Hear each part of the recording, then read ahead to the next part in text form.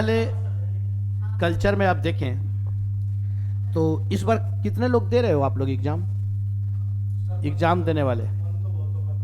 अच्छा, आप लोग दे रहे हो पीछे, ठीक है। अच्छा, इतने लोग हैं, ठीक है। नहीं, डगमगा रहा है तब देना अच्छा नहीं है। कोई नहीं, जब नहीं तैयारी हो तो कोई ज़रूरी नहीं है देना।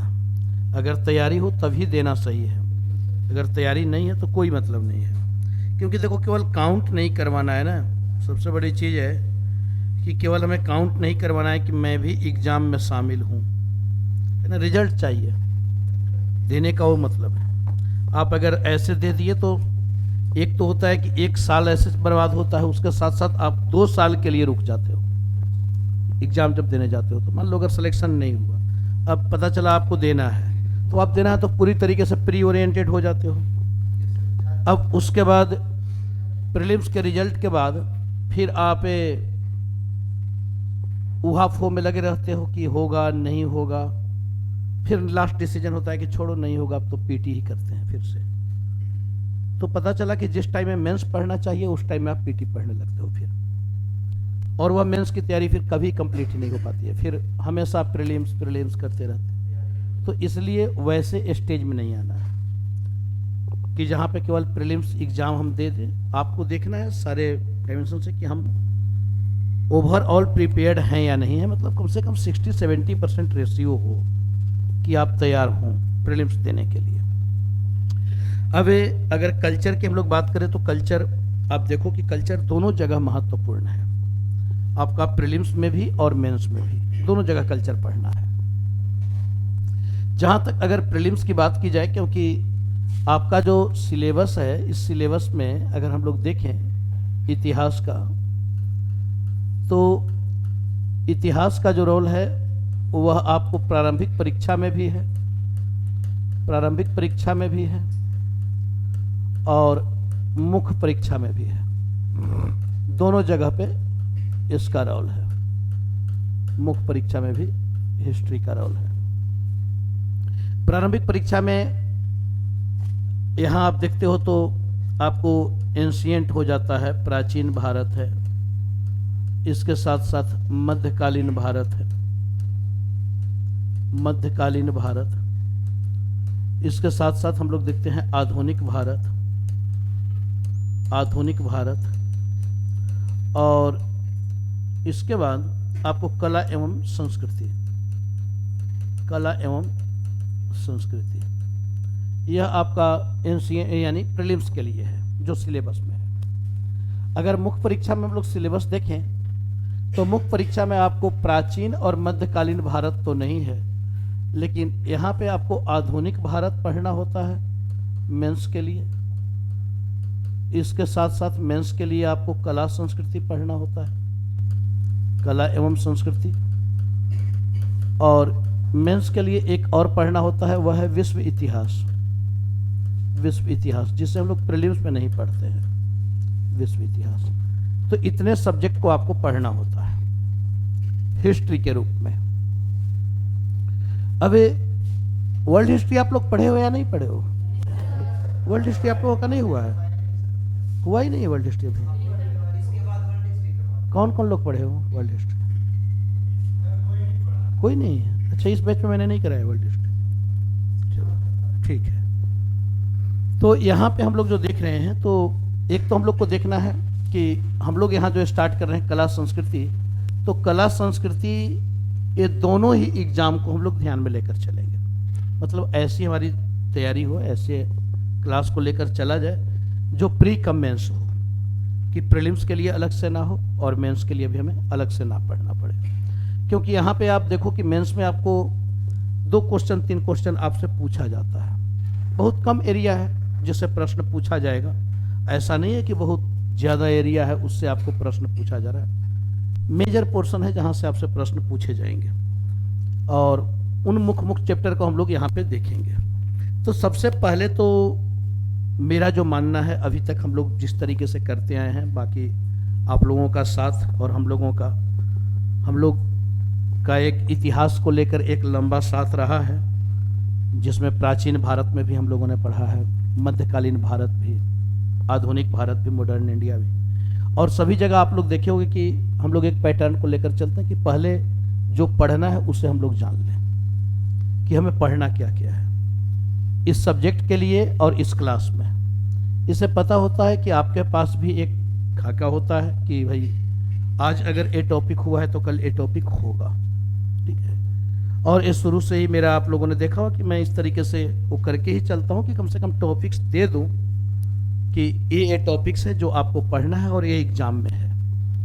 तो सबसे पहले हम लोग यहाँ पे देख लेते हैं कि जो सिलेबस में से, तो सिलेबस में बहुत ही संक्षिप्त रूप में लिखा हुआ है और वह बस केवल कला एवं संस्कृति आधुनिक भारत के सिलेबस में 18वीं सदी से लेकर महत्वपूर्ण घटनाएं वह सिलेबस में आपको मेंशन कर दिया गया है। तो उस तरीके से अगर सिलेबस को हम लोग देखें तो कुछ पता ही नहीं चलता है। तो यहाँ पे अगर हम लोग कला संस्कृति में थोड़ा अगर सिलेबस को हम लोग यहाँ तोड़कर जब देखेंगे कला संस्कृति में, तो ओवरऑल पहले तो आप लोग सिलेबस लिख लो कि इसके एक अंतर्गत हमें पढ़ना क्या क्या है। कला एवं संस्कृति, ठीक है, कला एवं संस्कृति पहले हेडिंग आप लोग डाल लो, कला एवं संस्कृति, आर्ट एंड कल्चर।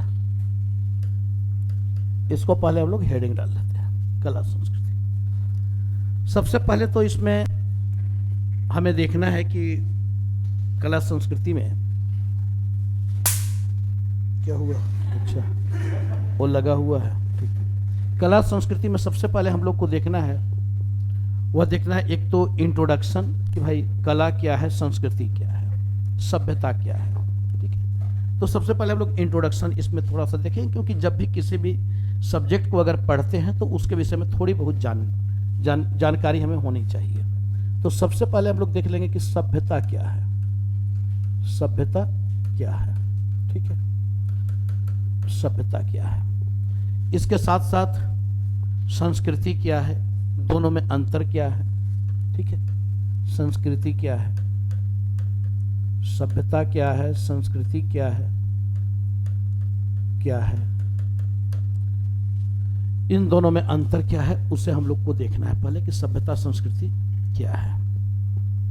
अब इसी के अंतर्गत बहुत सारी चीजों को हम लोग देखेंगे कि समन्वित संस्कृति क्या है। वर्तमान संदर्भ में आज अगर आपसे पूछा जाए प्रश्न कि वर्तमान संदर्भ में संस्कृति का क्या महत्व है, या आज हमारी संस्कृति हमारी अर्थव्यवस्था में किन रूपों में सहायक है, तो इस तरीके से थोड़ा सा यहाँ पे प्रश्न आपको यानी मेंस के तरीके से पूछा जा सकता है। या सभ्यता संस्कृति क्या है, भारतीय संस्कृति का कैसे विदेशों में प्रचार प्रसार हुआ, तो ये सारी चीजें थोड़ा सा हम लोग को यहाँ पे देखना है।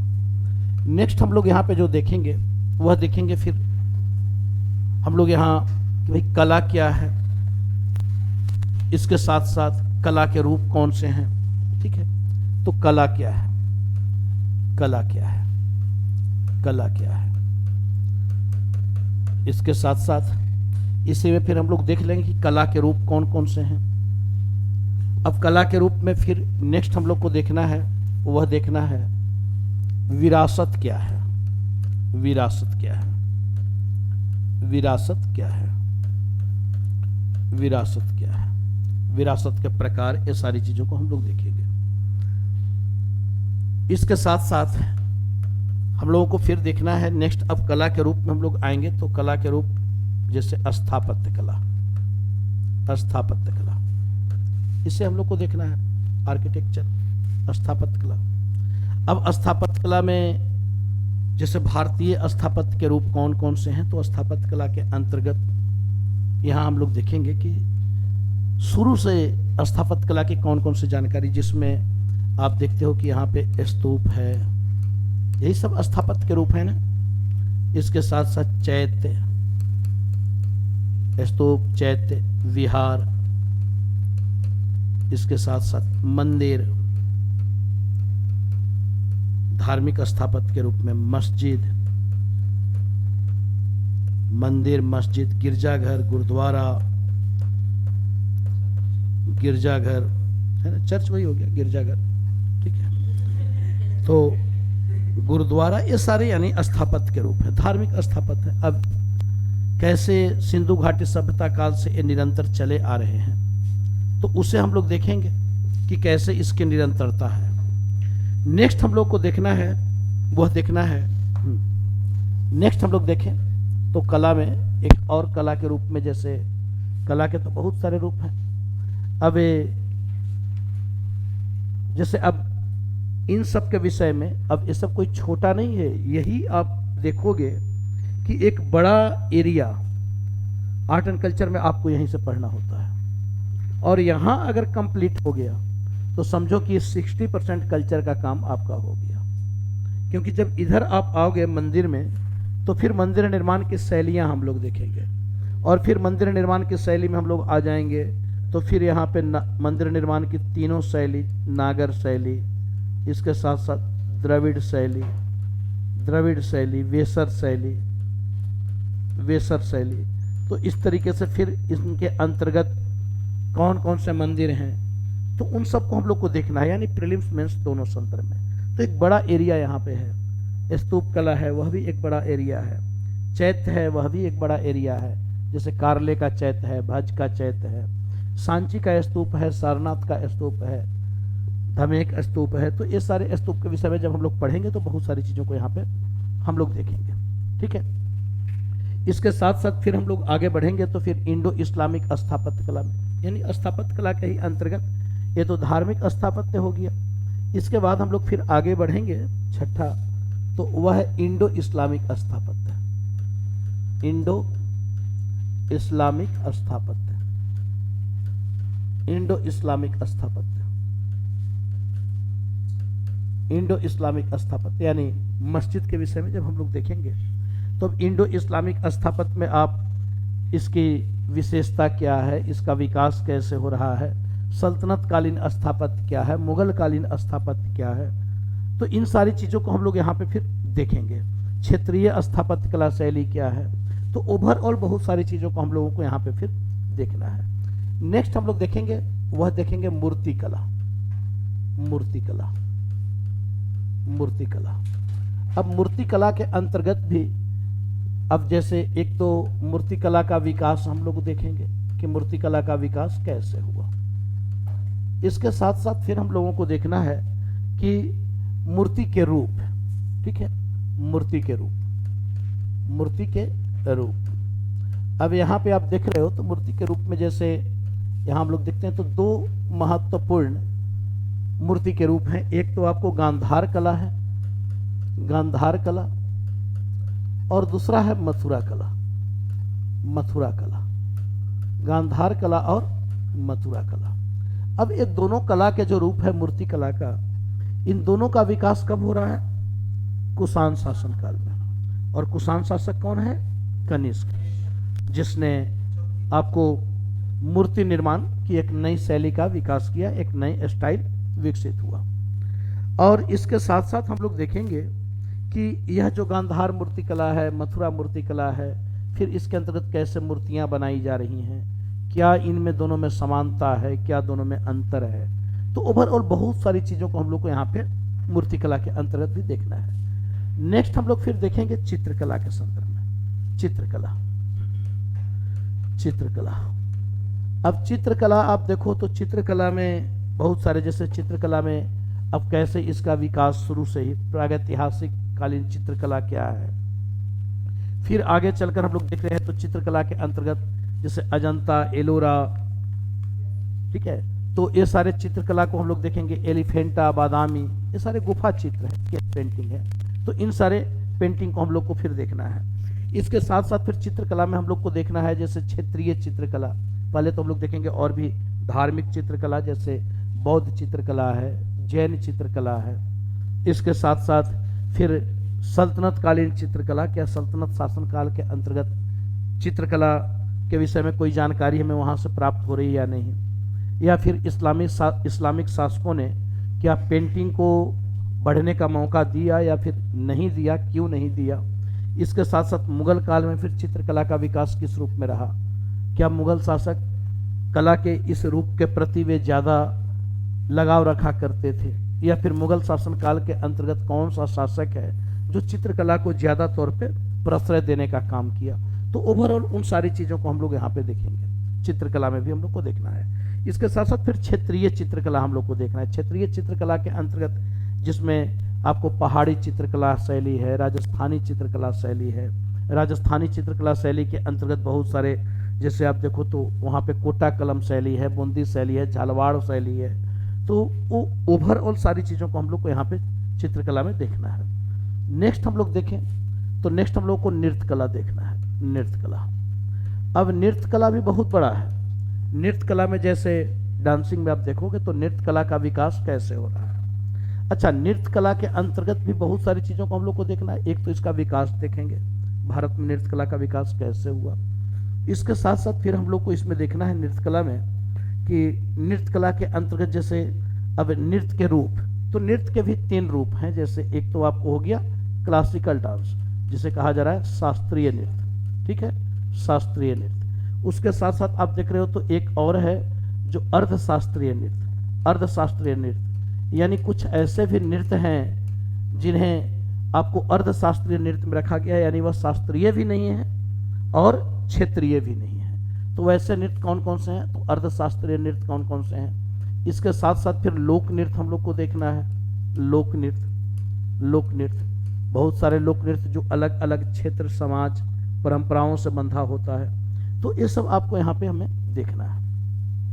तो अब शास्त्रीय नृत्य में भी आप देखो तो शास्त्रीय नृत्य में भी हम लोग को देखना है कि उत्तर भारतीय शास्त्रीय नृत्य कौन से हैं। उत्तर भारतीय शास्त्रीय नृत्य, उत्तर भारतीय शास्त्रीय नृत्य, उत्तर भारतीय शास्त्रीय नृत्य। इसके बाद दक्षिण भारतीय शास्त्रीय नृत्य, दक्षिण भारतीय शास्त्रीय नृत्य, दक्षिण भारतीय शास्त्रीय नृत्य। तो हम लोग को यह देखना है। अब जैसे उत्तर भारत के शास्त्रीय नृत्य में हम लोग देखेंगे तो उत्तर भारतीय शास्त्रीय नृत्य में आपका मणिपुरी है, कथक है, ओडिसी है, सत्रिया है और छऊ है।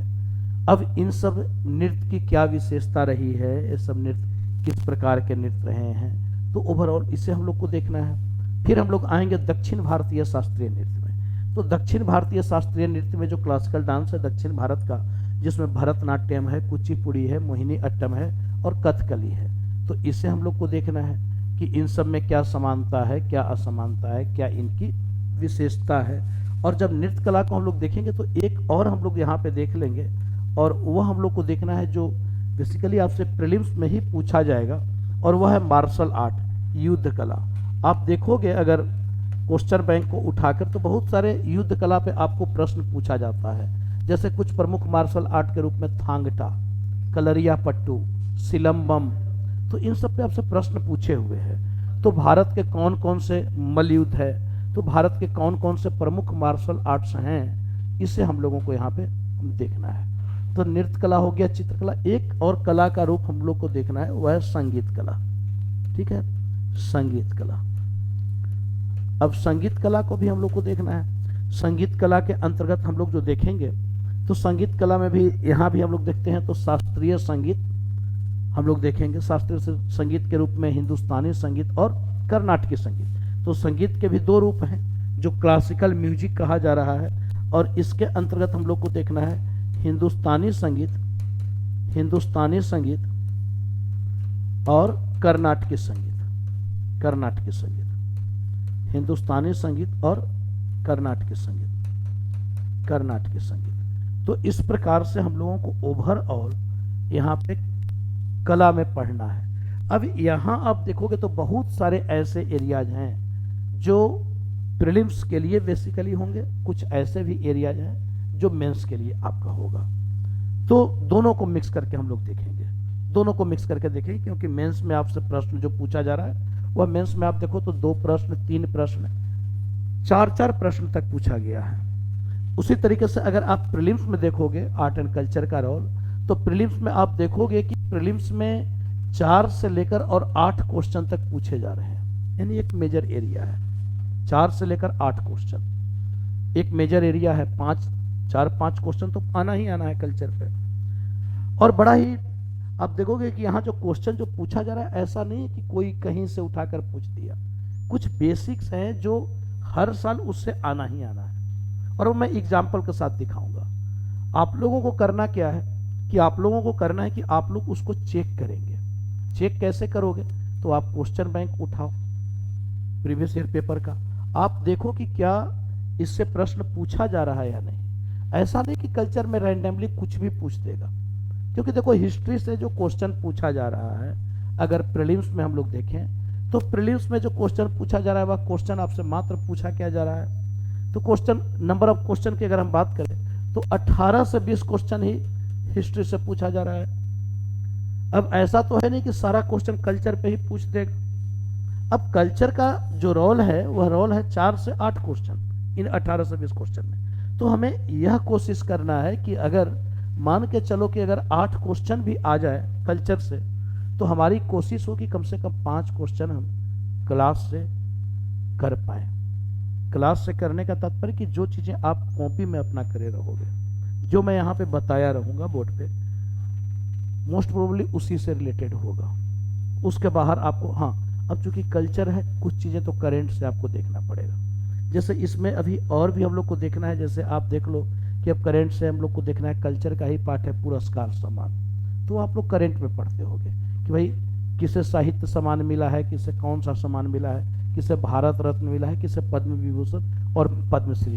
अब ये चीज यहाँ पे कराया नहीं जा सकता, वो आप करेंट में पढ़ते हो। इसी के साथ साथ फिल्म, अब फिल्म को अगर कोई पुरस्कार मिल रहा है, पहली बोलती फिल्म कौन सी है, 2-4 बेसिक वहाँ पे क्वेश्चन है, तो थोड़ा सा उसको आपको देखना होता है, तो वो भी करेंट से रिलेटेड है। एक इसमें आपको देखना होता है पर्व त्योहार। पर्व त्योहार, तो पर्व त्योहार में आप देखोगे कि एक और है, इसी में आप ऐड कर सकते हो 12वां, वो है पर्व त्योहार। पर्व त्योहार, अब देखो पर्व त्योहार में बेसिकली बहुत सारे पर्व त्योहार को तो हम लोग कर लेंगे, लेकिन कुछ आपको करना होगा।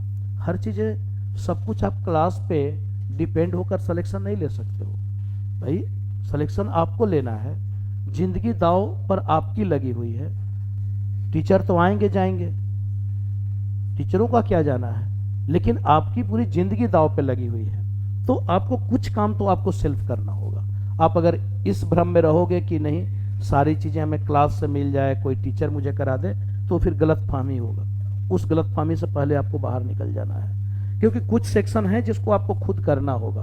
अब जैसे आप पर्व त्योहार देखो, तो पर्व त्योहार में हाँ इतना है कि आपको अगर टीचर उससे जुड़ा हुआ है तो थोड़ा सा बता सकता है कि इसमें आपको क्या करना है। अब चूंकि एक करेंट से रिलेटेड चीजें हैं, तो करेंट से रिलेटेड चीजें, तो इसमें आपको बेसिकली जो पर्व त्योहार में पूछा जा रहा है, वह पर्व त्योहार में एक तो आपको नॉर्थ ईस्ट वाला जो फेस्टिवल है उसको आपको ध्यान में रखना है, दूसरा आपको साउथ का जो फेस्टिवल है उसको आपको ध्यान में रखना है, और तीसरा आपको जो यानी पहाड़ी जो फेस्टिवल है जैसे हिमाचल का हो गया या फिर आपको उत्तराखंड का हो गया, उसका फेस्टिवल आपको ध्यान में, इसी से रिलेटेड आपको पूछता है, क्योंकि आप इधर कंफर्टेबल हो रहते हो उत्तर भारत वाला में। अब बिहार का पर्व त्योहार, उत्तर प्रदेश का पर्व त्योहार, गुजरात का पर्व त्योहार, राजस्थान का, पंजाब का, ये आपको पता होता है, ठीक है, क्योंकि दिल्ली एक ऐसा कल्चर है कि वहां पे ये सारी चीजें आपको मिल जाए। लेकिन कुछ ऐसे जो रीजनल जो हैं, अब नॉर्थ ईस्ट वाला फेस्टिवल दिल्ली में भी पता नहीं चलता है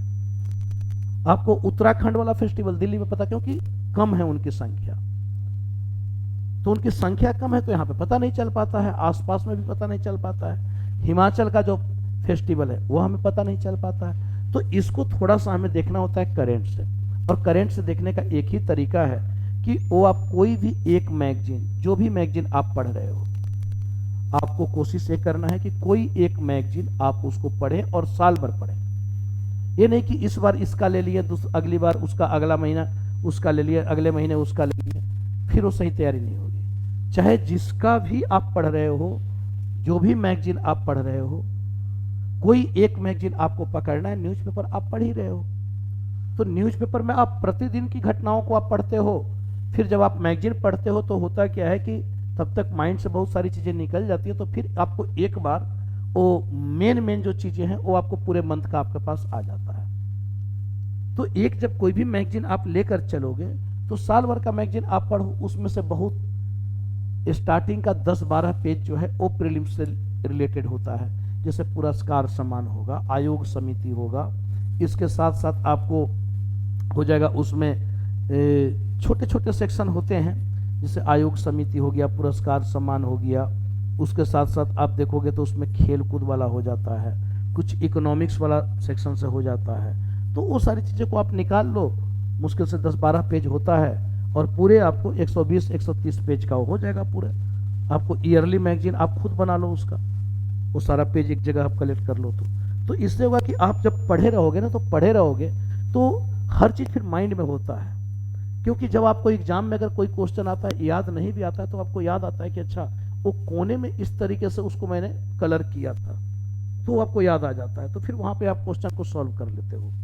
थोड़ा सा आप तुक्केबाजी के साथ में उसको लॉजिकल लगाकर फिर आप उसको सॉल्व कर लेते हो।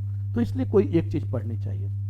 इसलिए बुक्स में भी कहा जाता है कि बुक्स पढ़ना है तो 10 किताबों को ना पढ़ के कोई एक किताब आप पढ़ें, उसको आप 10 बार 12 बार पढ़ लो, क्योंकि सारी चीज़ें किताबों में वही आपको मिलने वाली है, कुछ अलग मिलने वाला है नहीं। और यहाँ जो क्लास में है और जो नोट्स है वो सफिशियंट हो जाएगा। नोट्स भी आपको मिलेगा, इसके साथ साथ जो चीज़ें क्लास में हैं, इसके बाद फिर ज़रूरत हो तो आप पढ़ लेना, और नहीं ज़रूरत हो तो फिर कोई ज़रूरत नहीं है उसकी। ठीक है, तो चलिए आते हैं हम लोग अब यहाँ पे स्टार्ट करते हैं। सबसे पहले हाँ, मैंने एक बताया था कि हम लोगों को जैसे यह देख लेना है कला संस्कृति के अंतर्गत। जैसे अब मैंने चर्चा किया कि पहले हम लोग को थोड़ा सा देख ले कि क्वेश्चन जो प्रश्न पूछा जा रहा है, कौन कौन से एरिया है जिससे प्रश्न पूछा जा रहा है। ठीक है, कौन कौन से एरिया है जिससे प्रश्न पूछा जा रहा है। एक तो आप जैसे देखो तो अब ये था कि भाई किसी भी चीज़ को पढ़ने से पहले वे तो ईयर चेंज कर दो, इसमें ईयर चेंज कर दो, 23-24 आप कर लो, है ना, 23-24 आप कर लो इसको ईयर को। अब 2-3 चीज़ों की ज़रूरत होती है किसी भी सब्जेक्ट में, ये बेसिकली सारे सब्जेक्ट के लिए है, चाहे वह सब्जेक्ट कोई भी हो। तो उसमें आप देखोगे कि एक चीज़ आपको ध्यान में रखना है कि जो भी पढ़े, पहला तो यह कि क्या महत्वपूर्ण है। अगर कला संस्कृति में ही आप पढ़ रहे हो तो आपको यह पता होना चाहिए कि क्या महत्वपूर्ण है, क्यों महत्वपूर्ण है। अब एक कैसे पता चलेगा कि क्या महत्वपूर्ण है और क्यों महत्वपूर्ण है, तो यह तभी पता चलेगा जब आप प्रीवियस ईयर क्वेश्चन देखोगे। प्रीवियस ईयर क्वेश्चन देखोगे तो आप टॉपिक भी समझ जाओगे, और आप यह भी समझ जाओगे कि हमें इस टॉपिक के अंतर्गत क्या पढ़ना है। तो इसके लिए प्रीवियस ईयर क्वेश्चन पेपर की जरूरत आपको आएगी, तो इसे आपको ध्यान में रखना है। ठीक है, अब यहां हम लोग अगर देखें तो यहां अगर हम लोग देखते हैं तो इसमें जैसे क्वेश्चन को अगर हम लोग देखें, जैसे क्वेश्चन यहां आप देखो तो कुछ क्वेश्चन मैंने किया है जो अभी तक कल्चर पे आया हुआ प्रश्न है। ठीक है, UPSC previous year question culture पे जो क्वेश्चन आया हुआ है, ये तो ओवरऑल क्वेश्चन है, ये ओवरऑल क्वेश्चन है। जैसे आप देखते हो कि अगर 2022 में हम देखें तो हिस्ट्री से 16 क्वेश्चन आया है, अगर 21 में आप देखो तो 19 क्वेश्चन केवल हिस्ट्री से आया है। 2000, क्योंकि इन सब चीजों को आपको ध्यान रखना है, इससे क्या होता है कि मोटिवेशन मिलता है, न चाहकर भी फिर आप पढ़ोगे। आपको अगर लग रहा है कि भाई 19 क्वेश्चन इससे आ रहा है, 16 क्वेश्चन आ रहा है, यानी मेरा रिजल्ट इससे रुक सकता है या इसके दम पर मेरा रिजल्ट हो सकता है, क्योंकि आपको कोई 100 का 100 क्वेश्चन नहीं करना है। आपको मुश्किल से उस 50 में से, उस 100 में से आप 50 क्वेश्चन करके श्योर अपना रिजल्ट कर सकते हो। अब उसमें से अगर कहीं से 18-19 क्वेश्चन आ रहा हो एक एरिया से, तो आप समझ लीजिए आपका लोड कितना कम पड़ गया। यानी बाकी के आपको 30 से 35 क्वेश्चन और करने हैं, और उस 30 से 35 क्वेश्चन में आपको 10 से 12 क्वेश्चन आपको करंट का मिल जाएगा। फिर आप और करीब आ गए, यानी 15-15-30, अब आपको 20 क्वेश्चन की लड़ाई है। अब उस 20 क्वेश्चन के लिए आपको देखना है कि उस 20 क्वेश्चन को आप किससे आसानी से कर सकते हो। पॉलिटी, अब पॉलिटी का है कि पॉलिटी का एक ट्रेडिशनल है कि इसी से आना है, 10-12 चैप्टर है उसी से आना है, वो चाहे उसमें कोई कुछ भी बोल ले, लेकिन आना उसी से है। फंडामेंटल राइट हर साल प्रश्न पूछेगा, फंडामेंटल ड्यूटीज हर साल प्रश्न पूछेगा, सिटीजनशिप हर साल प्रश्न पूछेगा, कॉन्स्टिट्यूशन हर साल प्रश्न पूछेगा, कॉन्स्टिट्यूशनल अमेंडमेंट हर साल प्रश्न पूछेगा, तो इलेक्शन कमीशन प्रश्न पूछना ही पूछना है। तो वहां पे कोई वो नहीं कर सकता है। पार्लियामेंट्री सिस्टम प्रश्न पूछेगा, राष्ट्रपति उपराष्ट्रपति प्रश्न पूछेगा। तो वहां पे सबको पता है कि भाई वहां पे अगर 10 चैप्टर पे भी हम काम कर ले अच्छे से, तो हम वहां से 10 क्वेश्चन कर सकते हैं, और 10 से 12 क्वेश्चन ही पूछा जाता है। उसके बाद फिर आप और करीब आ जाते हो, अब आपको तय करना होता है कि ज्योग्राफी इकोनॉमिक्स किसमें मैं ज़्यादा कंफर्टेबल हूँ, उसके अकॉर्डिंग फिर आप रिजल्ट के करीब जाने लगते हो। तो इस तरीके से हमें पता होना चाहिए। जैसे यहाँ पे मैंने बताया कि 2022 में 16 क्वेश्चन, 21 में 19, 20 में 18, 19 में 16, 18 में 18 क्वेश्चन, 17 में 10।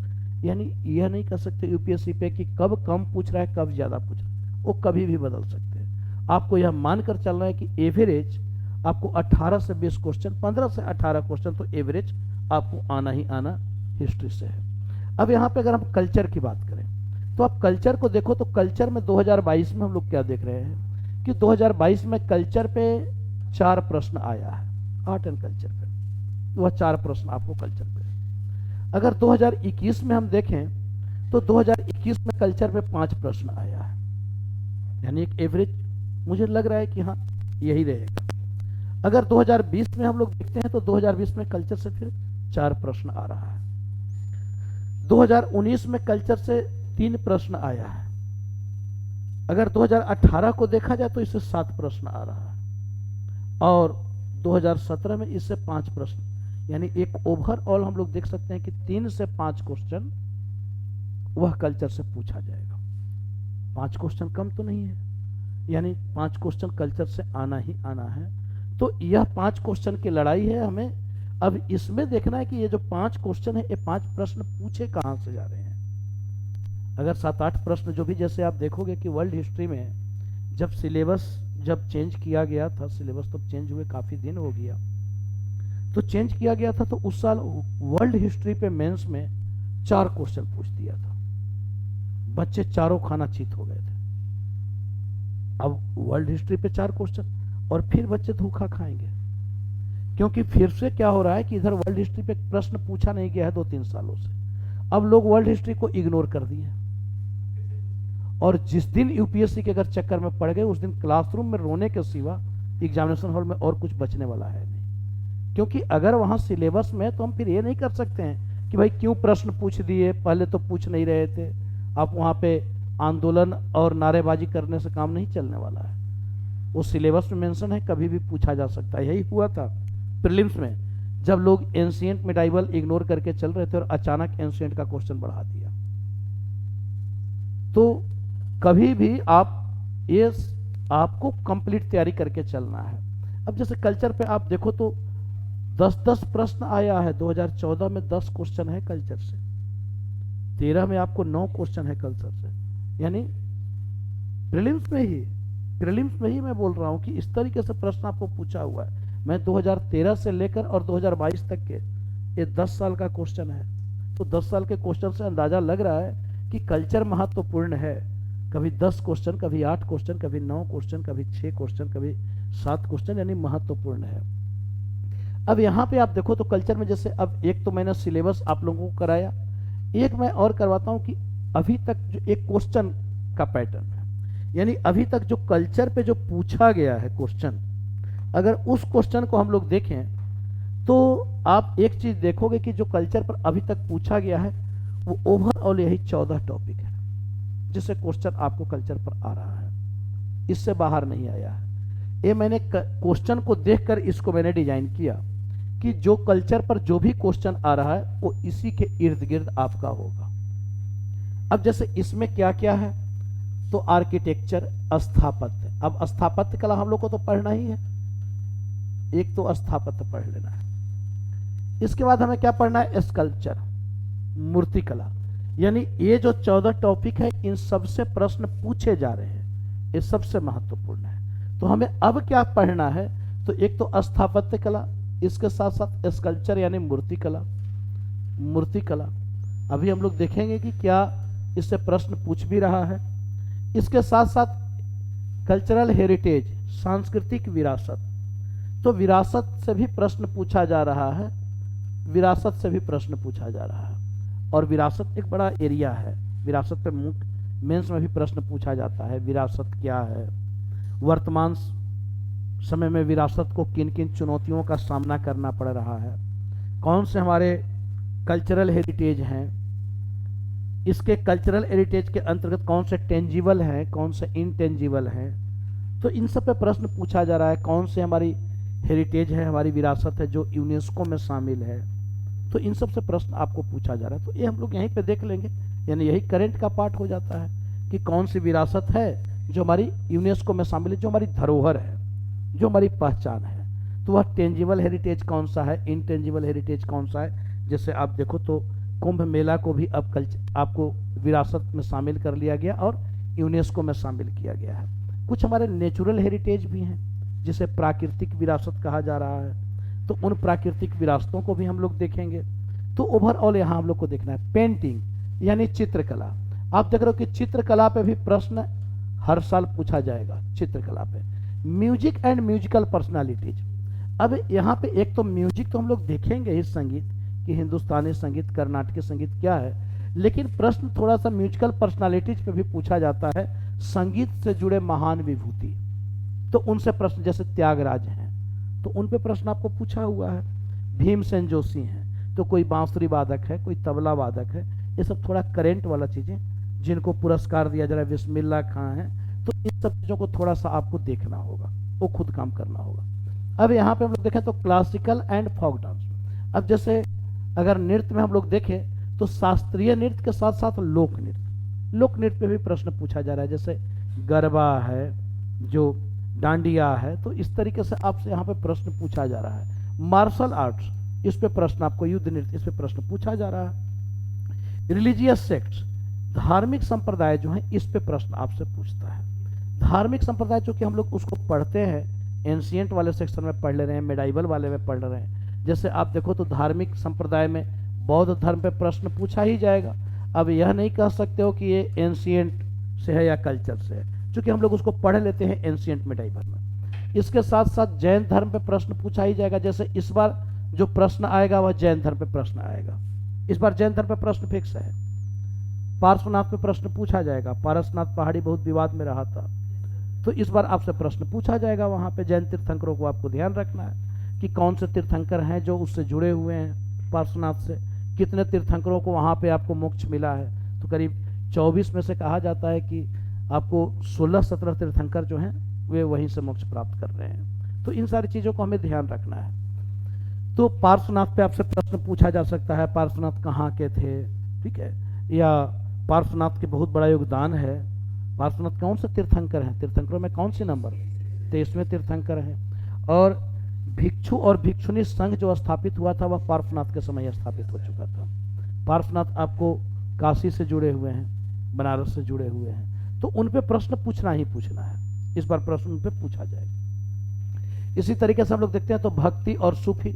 अब धार्मिक संप्रदाय में भक्ति सूफी, अब भक्ति सूफी भी हम लोग देखें तो ये सब तो लोग पढ़ते हैं, अलग अलग जगह पे उसको हम लोग पढ़ते हैं, यानी इन सारी चीजें आपको देखना है। अच्छा, रिलीजियस हिस्ट्री, जैसे सूफी भक्ति, हाँ अब सूफी भक्ति जो है यहाँ पे आपको सूफी भक्ति यानी रिलीजियस हिस्ट्री जो है तो उसे भी हम लोग को देखना है। फेयर एंड फेस्टिवल, ये थोड़ा करेंट वाला चीज है। फेयर एंड फेस्टिवल जो हमारे पर्व त्योहार है एक करेंट से। एक आप प्रश्न पूछता है जैसे कल्चरल या कल्चरल फेमस प्लेस, एक इस तरीके से प्रश्न पूछा जाएगा। जैसे कुछ महत्वपूर्ण जो कल्चरल जो फेमस प्लेस हैं, जो सांस्कृतिक प्रमुख केंद्र हैं, वह आपको दे देगा और उसे मैच करवाने के लिए दे देगा कि किस राज्य में है या किस नदी के तट पर है। तो यहां से आपको प्रश्न थोड़ा सा इस तरीके से पूछता है, तो इसको आपको ध्यान रखना है कि जो भी हमारे कल्चरल जो फेमस प्लेस हैं तो उनके विषय में हमें जानकारी होनी चाहिए। एक आपको है लैंग्वेज एंड लिटरेचर। अब लैंग्वेज लिटरेचर इससे हम लोग पढ़ेंगे, वो हम लोग सिलेबस में इसको आप लोग ऐड कर लेना कि भाषा साहित्य हम लोग देखेंगे। ऐसे भाषा साहित्य में कोशिश तो यह करता हूं, क्योंकि देखो यहाँ से प्रश्न हमेशा पूछता है, और भाषा साहित्य का हमारा जो कोशिश होता है, एक तो हम पहले ही करा देते हैं जब एंशिएंट मेडाइवल हम लोग पढ़ते हैं, तो उस समय आपको याद होगा कि मैं सभी भाषा साहित्यों को साथ साथ लेकर चला था। अगर मैंने सिंधु घाटी सभ्यता स्टार्ट किया, खैर सिंधु घाटी सभ्यता तो नहीं, अगर आप देखें तो मौर्य काल मैंने स्टार्ट किया, तो मैंने बताया कि जानकारी का स्रोत क्या है, एक पुरातात्विक और दूसरा साहित्यिक। तो वह मैं हमेशा लिखवाते आता था कि साहित्यिक स्रोत कौन कौन से हैं। मौर्योत्तर काल है, शुंग वंश ही है, तो शुंग वंश के जानकारी का स्रोत क्या है, तो वो मैं करवाते ही आया हूँ। तो उसको जैसे अब संगम साहित्य है तो वो मैं पूरा करवाते आया। गुप्तकालीन साहित्य है वो मैं करवाते आया, तो उसको तो आपको वहां से ही कवर कर लेना है। यहाँ पे हाँ, यहाँ पे थोड़ा सा हम लोग देख लेंगे कुछ वैसी भाषा, जैसे अब उर्दू भाषा का विकास, हिंदी भाषा का विकास, उसको हम लोग देख लेंगे। बाकी ये आपको वहां से क्लास से कवर करना होगा, एंशिएंट मेडाइवल वाले क्लास से, वो हम लोग अलग से करते हैं। अच्छा, यहाँ पे आप देखें तो अब जैसे एक प्रश्न आपको पूछ देता है, जैसे पूछा हुआ है हिस्टोरिकल एरा, ऐतिहासिक संवत। जैसे हम लोग पढ़ते हैं कि कुछ महत्वपूर्ण संवत हैं जिसमें आपको शक संवत है, कुषाण संवत है, गुप्त संवत है, विक्रम संवत है ना, विक्रम संवत, शक संवत, इसके साथ साथ आपको गुप्त संवत, कलचुरी संवत, तो ये सब थोड़ा सा यहाँ पे ठीक है संवत, संवत युग, अरे संवत, संवत युग, एरा, एरा का मतलब क्या, युग, ठीक है, युग। तो यह है आपको, जैसे कुषाण, अब जैसे शक संवत है तो शका एरा पढ़ते हो ना आप, गुप्ता एरा, गुप्त युग, गुप्त संवत 319-20 चंद्रगुप्त प्रथम ने शुरुआत किया। तो इस तरीके से वो कभी कभी पूछ देते। एक आपको यहाँ पे ध्यान रखना है, जैसे इंडियन स्कूल ऑफ फिलोसफी, देखो इसमें तो कुछ वैसा है नहीं, जैसे दर्शन के जो षड दर्शन हैं, तो कुछ प्रमुख जो इंडियन स्कूल ऑफ फिलोसफी जो कुछ प्रमुख है, आपको दार्शनिक जो केंद्र रहे हैं शिक्षा के, जैसे षड दर्शन, जैसे कपिल का सांख्य है, पतंजलि का योग है, तो एक तो आपको यहाँ से पूछ देता है। तो षड दर्शन उसमें कुछ है नहीं, इसमें बस थोड़ा सा आपको, क्योंकि ये प्रीलिम्स पे ही पूछा जाएगा, तो यहाँ पे थोड़ा सा आपको उस तरीके से वो कर लेना है कि उसको याद रख लेना है कि भाई जो 6 दार्शनिक संप्रदाय हैं वो किससे जुड़े हैं, और उनके विषय में थोड़ा सा याद रख लेना है। तो ये सारी चीजें हैं जो कल्चर पे आपसे पूछा, यानी ओवरऑल आप देखो तो यही एरियाज हैं जिससे कल्चर पे प्रश्न पूछा जा रहा है, इसके बाहर नहीं पूछा जा रहा है। अब यह मैं 1-2 साल के क्वेश्चन से साबित करके दिखाता हूँ। ये आप लोगों ने देख लिया, लिख लिया इसको कि कौन कौन से महत्वपूर्ण सेक्शन है जो कल्चर में हम लोग को करना है। अब देखो 1-2 साल के क्वेश्चन में दिखाता हूँ। 2022 का क्वेश्चन है। अब देखो जो मैंने लिखाया है पहले उसी से रिलेटेड होगा। पहला क्वेश्चन यहाँ जैसे आप देखो तो लिटरेचर पे प्रश्न पूछे हुए हैं 2022 में, लिटरेचर पे प्रश्न पूछे हुए। अब आप देख रहे हो कि लिटरेचर पे प्रश्न दिया हुआ है नीति प्रकरण, प्रशस्ति पर्वन, प्रशस्ति पर्व, ठीक है। इसके साथ साथ क्या है, हाँ अवधन, अच्छा अवधान अष्टका, ठीक है, त्रिषष्टि सलाका, ठीक है, त्रिषष्टि सलाका महापुराना। अब इन सब का हमने चर्चा किया है। अगर आप देखोगे जब मैं एंशिएंट पढ़ा रहा था तो उस समय मैं सबका चर्चा किया, उन सब का चर्चा किया, इसमें से एक भी ऐसा बचा हुआ नहीं होगा। यानी लिटरेचर महत्वपूर्ण है, मेरा कहने का तात्पर्य है। दूसरा आप देखो लिटरेचर पे एक और 2022 में ही प्रश्न पूछा है संगम लिटरेचर पे।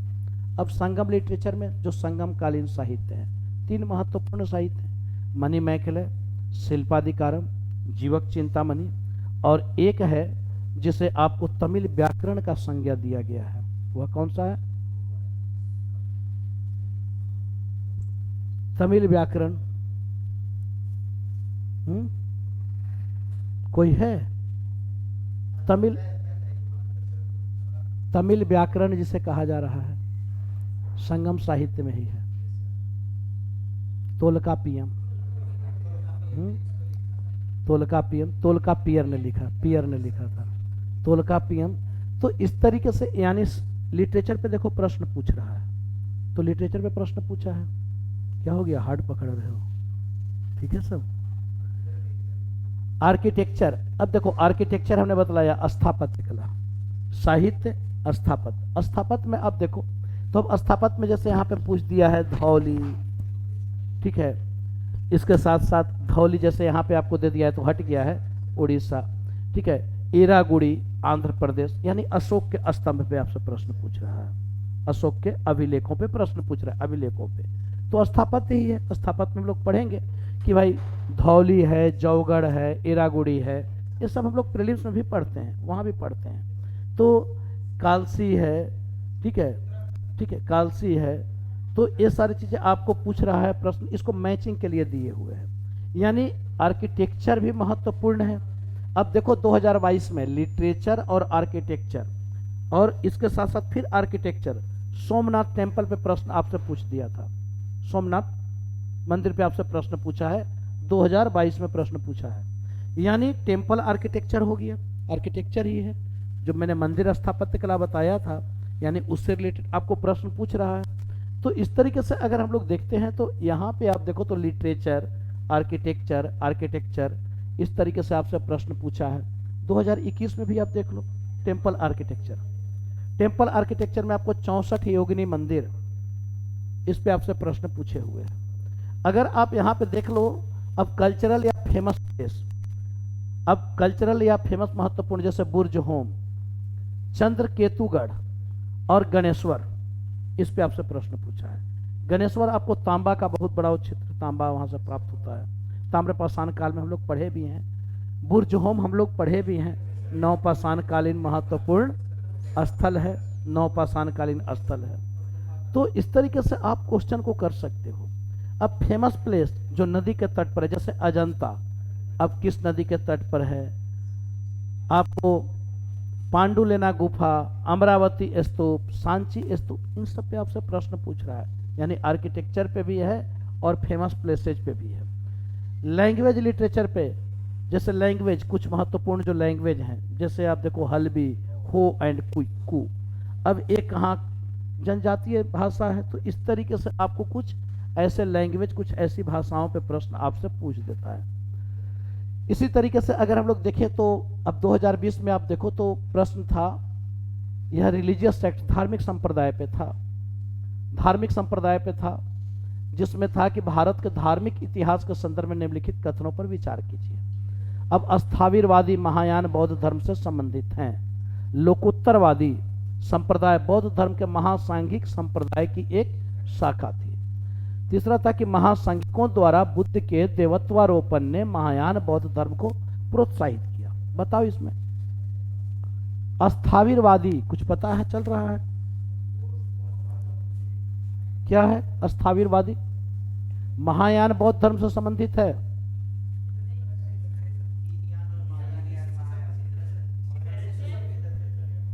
चलो अस्थावीरवादी के विषय में कुछ बता दो आप लोग, क्या है?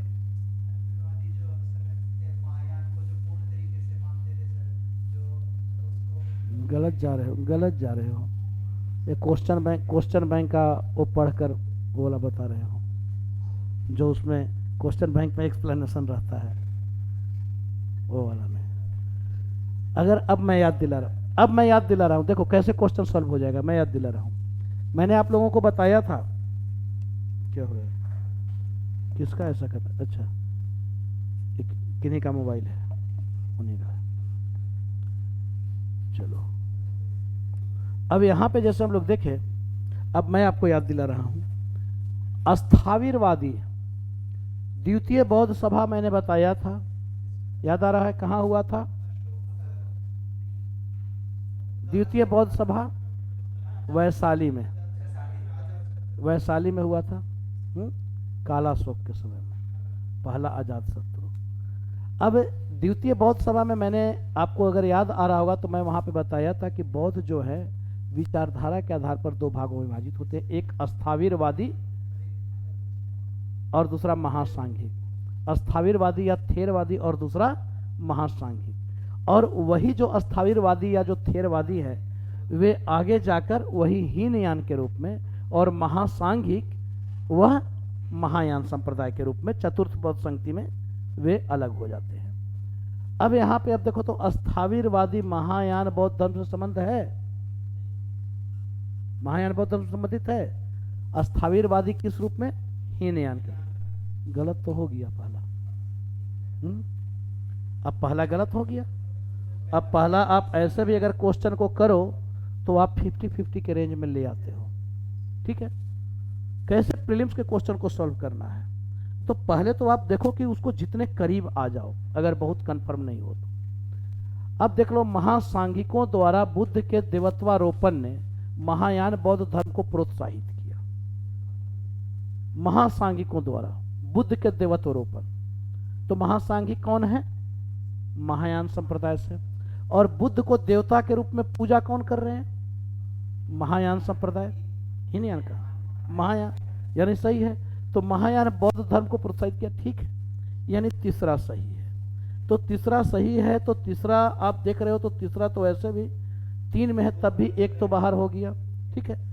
अब तीसरा सही है तो 2 और 3 और केवल 3 है। अब फिर फंस रहे हैं, यानी आंसर इन्हीं 2 के बीच में है। अब आप देख रहे हो तो लोकोत्तरवादी संप्रदाय बौद्ध धर्म के महासांघिक संप्रदाय की एक शाखा थी, बिल्कुल सही है। लोकोत्तरवादी भी बौद्ध धर्म के महासांघिक संप्रदाय की एक शाखा है। बहुत सारे मैंने करवाया था बौद्ध धर्म के संप्रदाय, तो उसमें लोकोत्तरवादी संप्रदाय भी थे, यानी ये दोनों सही है, ठीक है, दोनों सही है।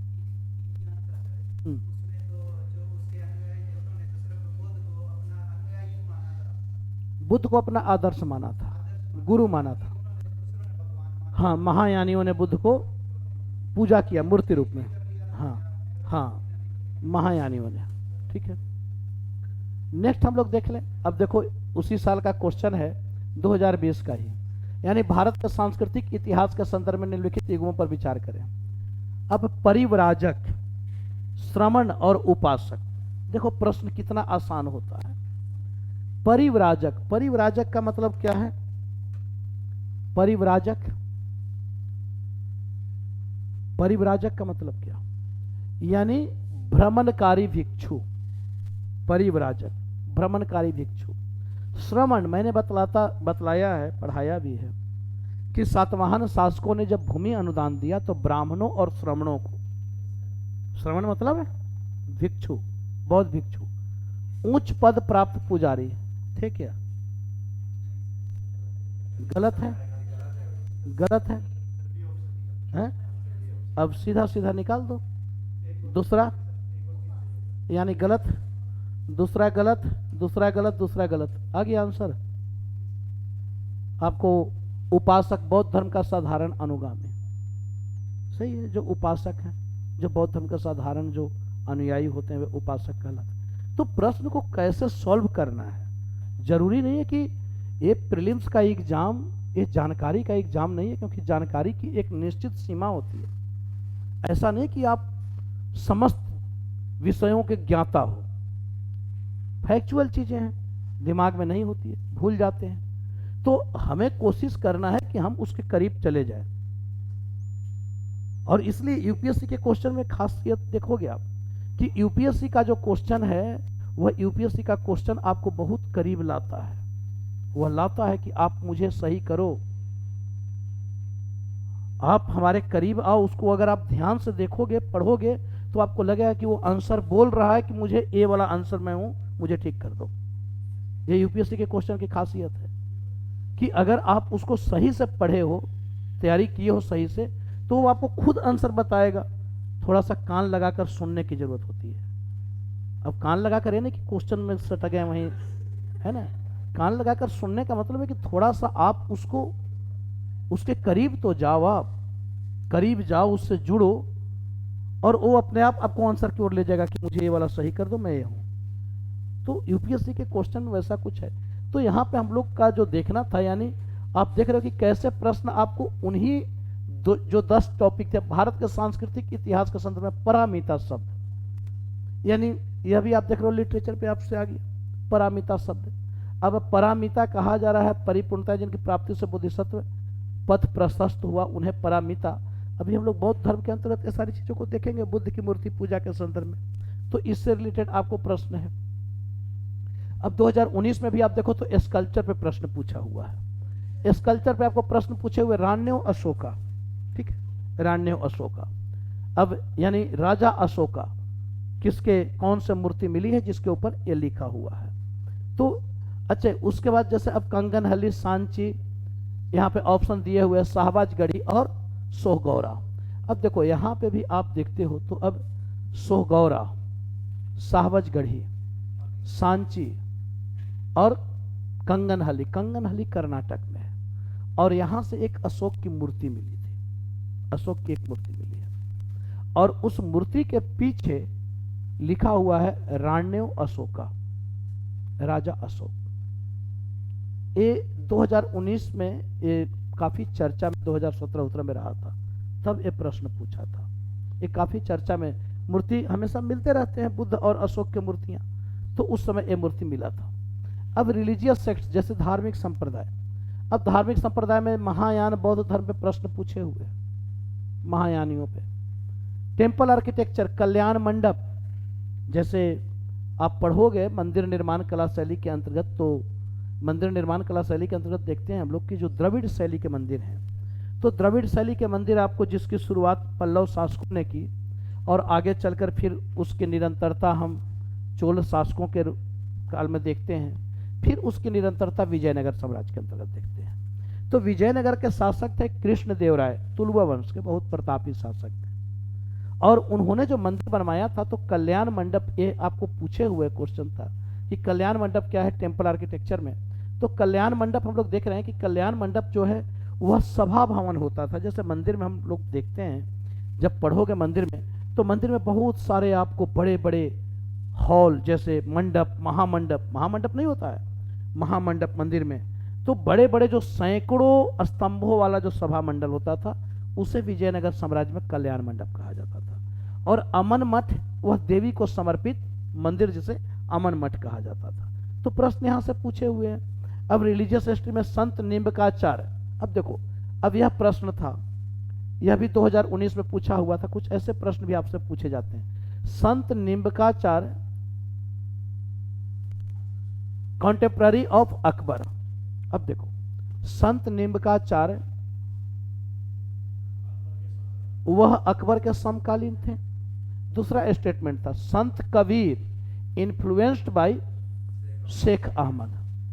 संत कबीर जो हैं वह शेख अहमद से बहुत ज्यादा प्रभावित थे। अब ये प्रश्न 2019 में पूछा हुआ है, 2 स्टेटमेंट है, उसमें केवल एक सही, केवल 2 सही, उपयुक्त दोनों सही और निम्न में से कोई नहीं। अब सोचने की चीज है कि संत निम्बकाचार्य अकबर के समकालीन, अब अकबर के समकालीन, अकबर कब का है भाई, ठीक है, और निम्बकाचार्य कब के हैं, यानी 200 साल के कैसे दोनों समकालीन हो सकते हैं। 12वीं 14वीं सदी का काल इनका रहा है, 16वीं सदी अकबर का रहा है, कैसे हो सकते हैं। संत कबीर इन्फ्लुएंस्ड बाय शेख अहमद। अब कबीर को आप देखो तो कबीर जो हैं और शेख अहमद, अब शेख अहमद सरहिंदी, शेख अहमद सरहिंदी अकबर के दरबार में था और अकबर का बहुत बड़ा कटु आलोचक था, कैसे कबीर इससे प्रभावित हो जाएंगे। तो इस तरीके से यानी दोनों ही कथन गलत है। तो जब तक आप इस तरीके से, अब जैसे यहां पे पूछा हुआ था, अब म्यूजिकल पर्सनालिटी में तानसेन के विषय में, तो थोड़े से संगीतज्ञ को भी हम लोग को देखना है। पेंटिंग जैसे इंडिविजुअल, अब आपसे पूछा हुआ था कि व्यक्तिगत छवि चित्र की शुरुआत किसने की है, जहांगीर ऑप्शन था उसमें, अकबर, जहांगीर, शाहजहां।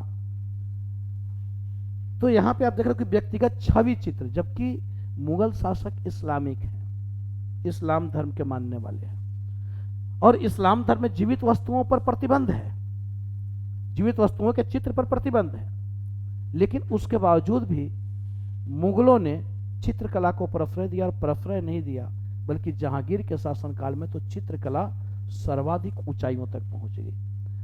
और जहांगीर चित्रकला के विषय में कहा करता था, इतनी उसकी रुचि थी चित्रकला के क्षेत्र में, कि जहांगीर कहा करता था कि मैं किसी भी चित्र को देखकर यह बता सकता हूं कि इस चित्र के किस अंग को किस चित्रकार ने बनाया है। आप समझ सकते हो कि चित्रकला का वह कितना पारखी रहा होगा।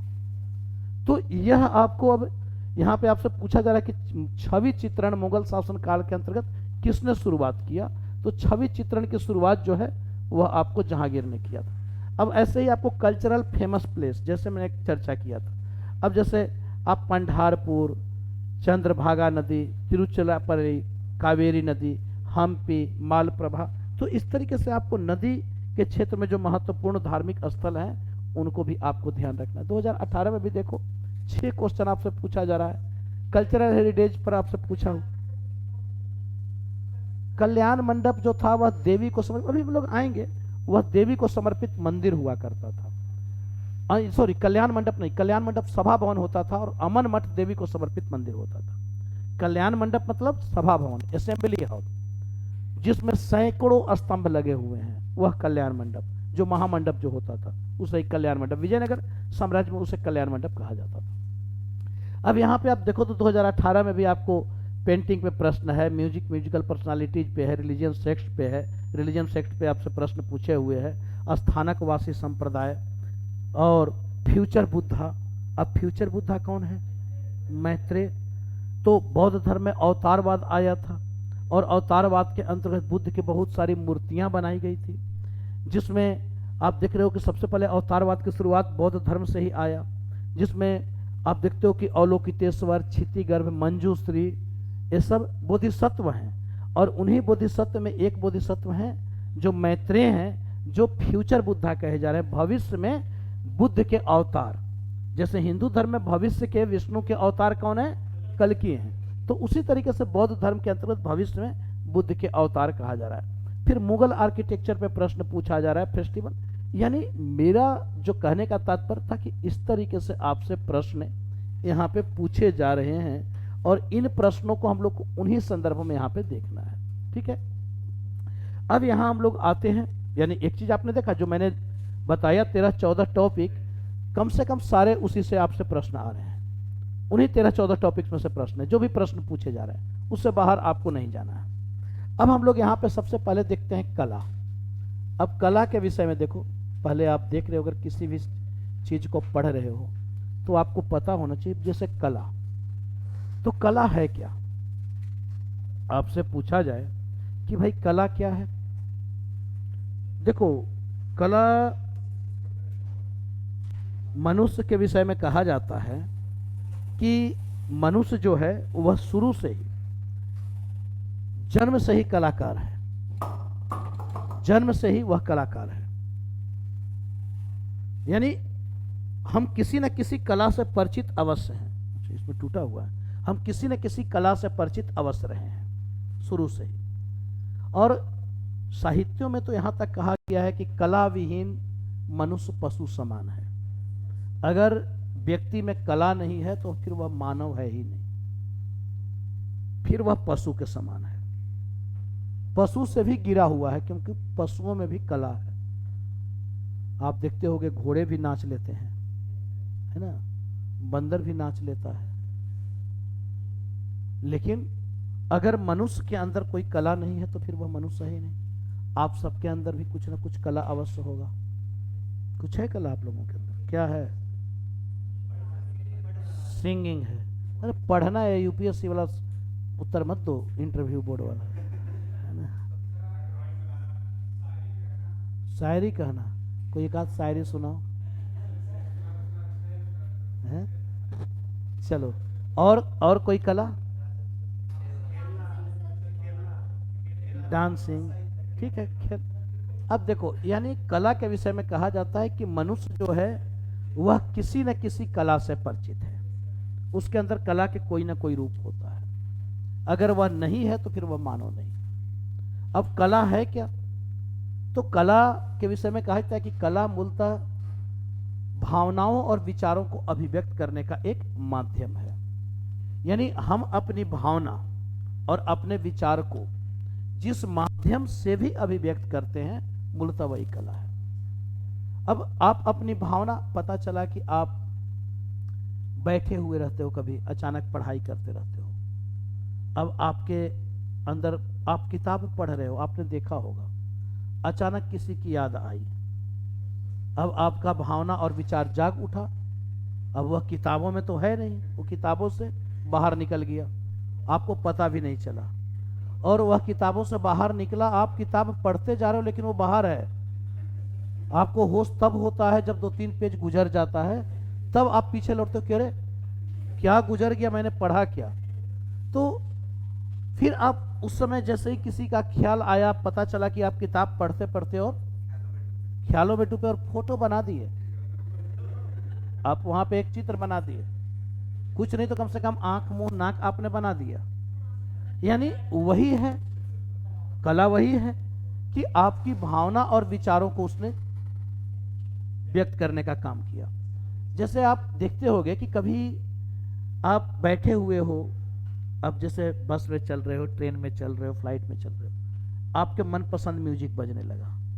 तो मनपसंद म्यूजिक बजने लगा तो आप अपने आप को रोक नहीं पाते हो, वहीं पे आप पैर हाथ अपना करने लगते हो, ताल बजाने लगते हो, पैर हाथ हिलने लगता है। उसको कोई आपको मूवमेंट देने की जरूरत है नहीं, वो खुद ऑटोमेटिक होने लगता है, क्योंकि आप वहां पे अब ऐसा तो है नहीं कि आप अपनी कला को तुरंत व्यक्त कर सकते हो। लेकिन कला तो वह अंदर से जो भावना जगी है, उस भावना को आप कहीं ना कहीं उसको व्यक्त करोगे, तो इसलिए वह उसी रूप में व्यक्त होता है कि चलो भाई, आप बैठे हुए पैर भी हिला रहे हो, बजा भी रहे हो सीट पे बैठ के, तो इस तरीके से आपने अपनी कला को, अपनी भावना और विचारों को भी व्यक्त कर दिया, तो उससे मन पर बोझ नहीं पड़ता। क्योंकि अगर व्यक्त नहीं किए तो फिर वह दबाव में आ जाएगा, और दबाव में आएगा तो आपको फिर हमेशा फिर आप टेंशन में आ जाओगे। तो इसलिए वह कला के माध्यम से अपनी भावना विचारों को भी व्यक्त करते हैं। अब चूंकि वहां पे आप खुलकर नाच नहीं सकते हो, लेकिन वही जब आप रहते हो शादी विवाह में, तो आप माइंड से फिट होते हो कि भाई यहां तो अपनी कला का प्रदर्शन करने का सबसे अच्छा रंगमंच है, और वहां जैसे ही वो नागिन स्टार्ट होता है वैसे ही आप तैयार हो जाते हो, है ना। जैसे ही वो धुन बजता है, देखते हो एक से एक लोग नाग बन जाते हैं, और एक से एक सपेरे नजर आने लगते हैं वहां पे। अब वो कोई शास्त्रीय कला तो है नहीं, अब ऐसा भी नहीं कि वह कोई शास्त्रीय कला है कि उसमें आपको बड़ा ही बंधा बंधाया नियम है कि जो नाग है उसको इतना ही दूर पैर फेंकना है, वो शास्त्रीय नृत्य नहीं है। तो उसमें आपको खुली आजादी है। अब भरतनाट्यम तो आप कर नहीं रहे हो, आप कुचिपुड़ी तो कर नहीं रहे हो, आप ओडिसी तो कर नहीं रहे हो कि आपको ग्रीवा संचालन करना ही है, नेत्र संचालन करना ही है। आजकल एक से एक वीडियो आता है जैसे नाग नागिन का, वो नाग वाला देखते हो आप लोग की, अबे शादी वादी वाला में, कि कुछ ऐसे नाग होते हैं कि वे टेंट के ऊपर चढ़ जाते हैं, और सपेरे भी होते हैं, वो भी पीछे से धुन बजाते हुए टेंट के ऊपर चढ़ जाते हैं। तो इस तरीके से यह आपको आते, तो यह चूंकि कला है, तो कला अभिव्यक्ति का रूप है, क्योंकि हम किसी न किसी माध्यम से अपनी भावनाओं और विचारों को अभिव्यक्त करते हैं। यही तो मनुष्य की सबसे विशेषता है, क्योंकि अगर आप अपनी भावना और विचारों को अभिव्यक्त ना किए तो आप फिर सामान्य स्थिति में नहीं रहोगे। जैसे आप कभी देखते होंगे कि कभी कभी ऐसा होता है, सामान्य सबके साथ होता होगा, कि कभी आपने कोई चीजें सोची और उन चीजों की आपकी पूर्ति हुई नहीं। भाई ख्याल है, ख्याल की कोई वो दायरा तो होता है नहीं, मन उड़ना है तो कहीं भी उड़ सकता है, उसकी कोई लिमिटेशन तो है नहीं। तो बहुत बार क्या होता है कि बहुत सारी चीजें, बहुत सारी इच्छाएं वो हमारे मन में पलने लगती हैं, और अब उन सारी इच्छाओं की तो पूर्ति की नहीं जा सकती है। तो जो इच्छाओं की पूर्ति नहीं होती है वो आपके मन में दब जाता है, और वह फ्राइड ने बतलाया है, बहुत बड़े फ्राइड मनोवैज्ञानिक हैं, उन्होंने बतलाया है जैसे कॉन्शियस, सब कॉन्शियस और अनकॉन्शियस। तो उस समय क्या होता है कि बहुत सारी चीजें जो होती है वह हमारी वो चली जाती है अर्ध चेतन अवस्था में। अब वह है लेकिन उसकी पूर्ति हो नहीं रही, तो जब आप सोते हो तो उस समय उसकी पूर्ति का मौका मिलता है। इसलिए आप देखते हो कि सोते समय इतनी तेजी से चीजें भागती हैं, सपने में जब आप देखते हो तो इतनी तेजी से सारी चीजें भागती है, कोई उसका लिंक ही नहीं होता है। पता चला अब उसी समय कभी प्यास लग जाता है, सोए हुए हो पानी की प्यास, और उस समय पता चला कि आप सपनों की दुनिया में खोए हुए हो, कहीं और किसी के साथ हो। अब उस समय आपका नींद टूटने का समय आया, प्यास लगी हुई है। अब प्यास लगी हुई तो उस समय लगता है शरीर को, माइंड को, कि भाई ये परेशान हो जाएगा, क्योंकि अभी जिस तरीके से मूवी चल रहा है, ये जहां यहां पे अभी ब्रेक लगा वो परेशान हो जाएगा, फिर बहुत सारे दबाव में आ जाएगा। तो उस समय क्या करता है कि तुरंत आपको, आप स्वप्न की दुनिया में हो, चल कुछ और रहा है, और अचानक प्यास लगी हुई है, तो आप देखोगे कि नाली बह रहा है या नदी बह रहा है, वहीं पे आप पानी पीने लगे। यानी वो माइंड जो है आपको प्यास को भी बुझा दिया, और आपके सपनों को भी पूरा होने दिया, उसको भी रोका नहीं। तो इस तरीके से सारी, यही है कि स्वप्न के विषय में भी कहा जाता है कि स्वप्न जो है वह एक प्रकार की, वह भी विचारों को अभिव्यक्त करने का एक माध्यम है। हम अपने विचारों को वहां, जिन चीजों की प्राप्ति हम खुली आंखों से नहीं कर पाते हैं, उसकी प्राप्ति हम स्वप्नों के माध्यम से करते हैं। तो कला के विषय में कहा जा रहा है कि कला वह है जो मनुष्य की भावना और विचारों को व्यक्त करने का एक माध्यम है, और हम अपनी भावना और विचारों को कला के किसी न किसी रूप में व्यक्त करते हैं। तो थोड़ा सा इसमें लिख लीजिए आप लोग कला के विषय में, क्योंकि कला क्या है, ठीक है। कला वह विद्या है, कला वह विद्या है, कला वह विद्या है जिसके माध्यम से हम अपनी भावनाओं एवं विचारों को अभिव्यक्त कर पाते हैं। कला वह विद्या है जिसके माध्यम से हम अपनी भावनाओं एवं विचारों को अभिव्यक्त कर पाते हैं।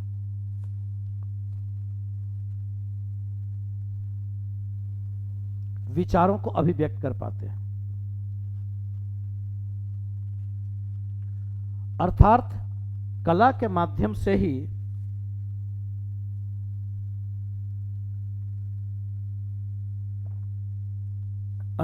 कला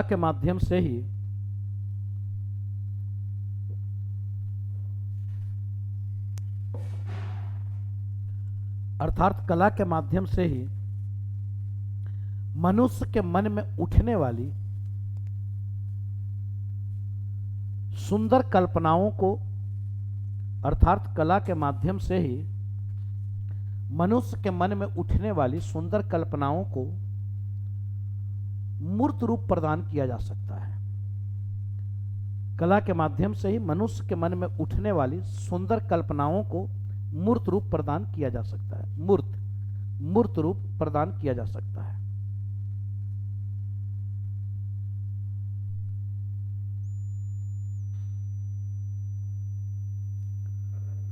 प्रदान किया जा सकता है, ठीक है, ठीक है। मूर्त रूप प्रदान किया जा सकता है, यानी मनुष्य के मन में उठने वाली सुंदर कल्पनाओं को मूर्त रूप प्रदान करते हैं। अब मूर्त रूप क्या है, यानी मूर्त मतलब निर्मित, अर्थात टेंजिबल, इनटेंजिबल नहीं। इनटेंजिबल तो फिर अमूर्त रूप हो जाएगा। टेंजिबल है यानी मूर्त रूप। तो हम अपने मन में उठने वाली सुंदर कल्पनाओं को टेंजिबल फॉर्म दे पाते हैं, वह मूर्त रूप दे पाते हैं। यह कला के माध्यम से ही होता है। हम अपनी कलाओं की अभिव्यक्ति, उसी में लिख लेंगे, हम अपनी कलाओं की अभिव्यक्ति कला के किसी न किसी रूप में करते हैं, कला के किसी न किसी रूप में करते हैं। हम अपनी कलाओं की अभिव्यक्ति कला के किसी न किसी रूप में करते हैं, और इस आधार पर कला के दो रूप हैं। इस आधार पर कला के दो रूप हैं।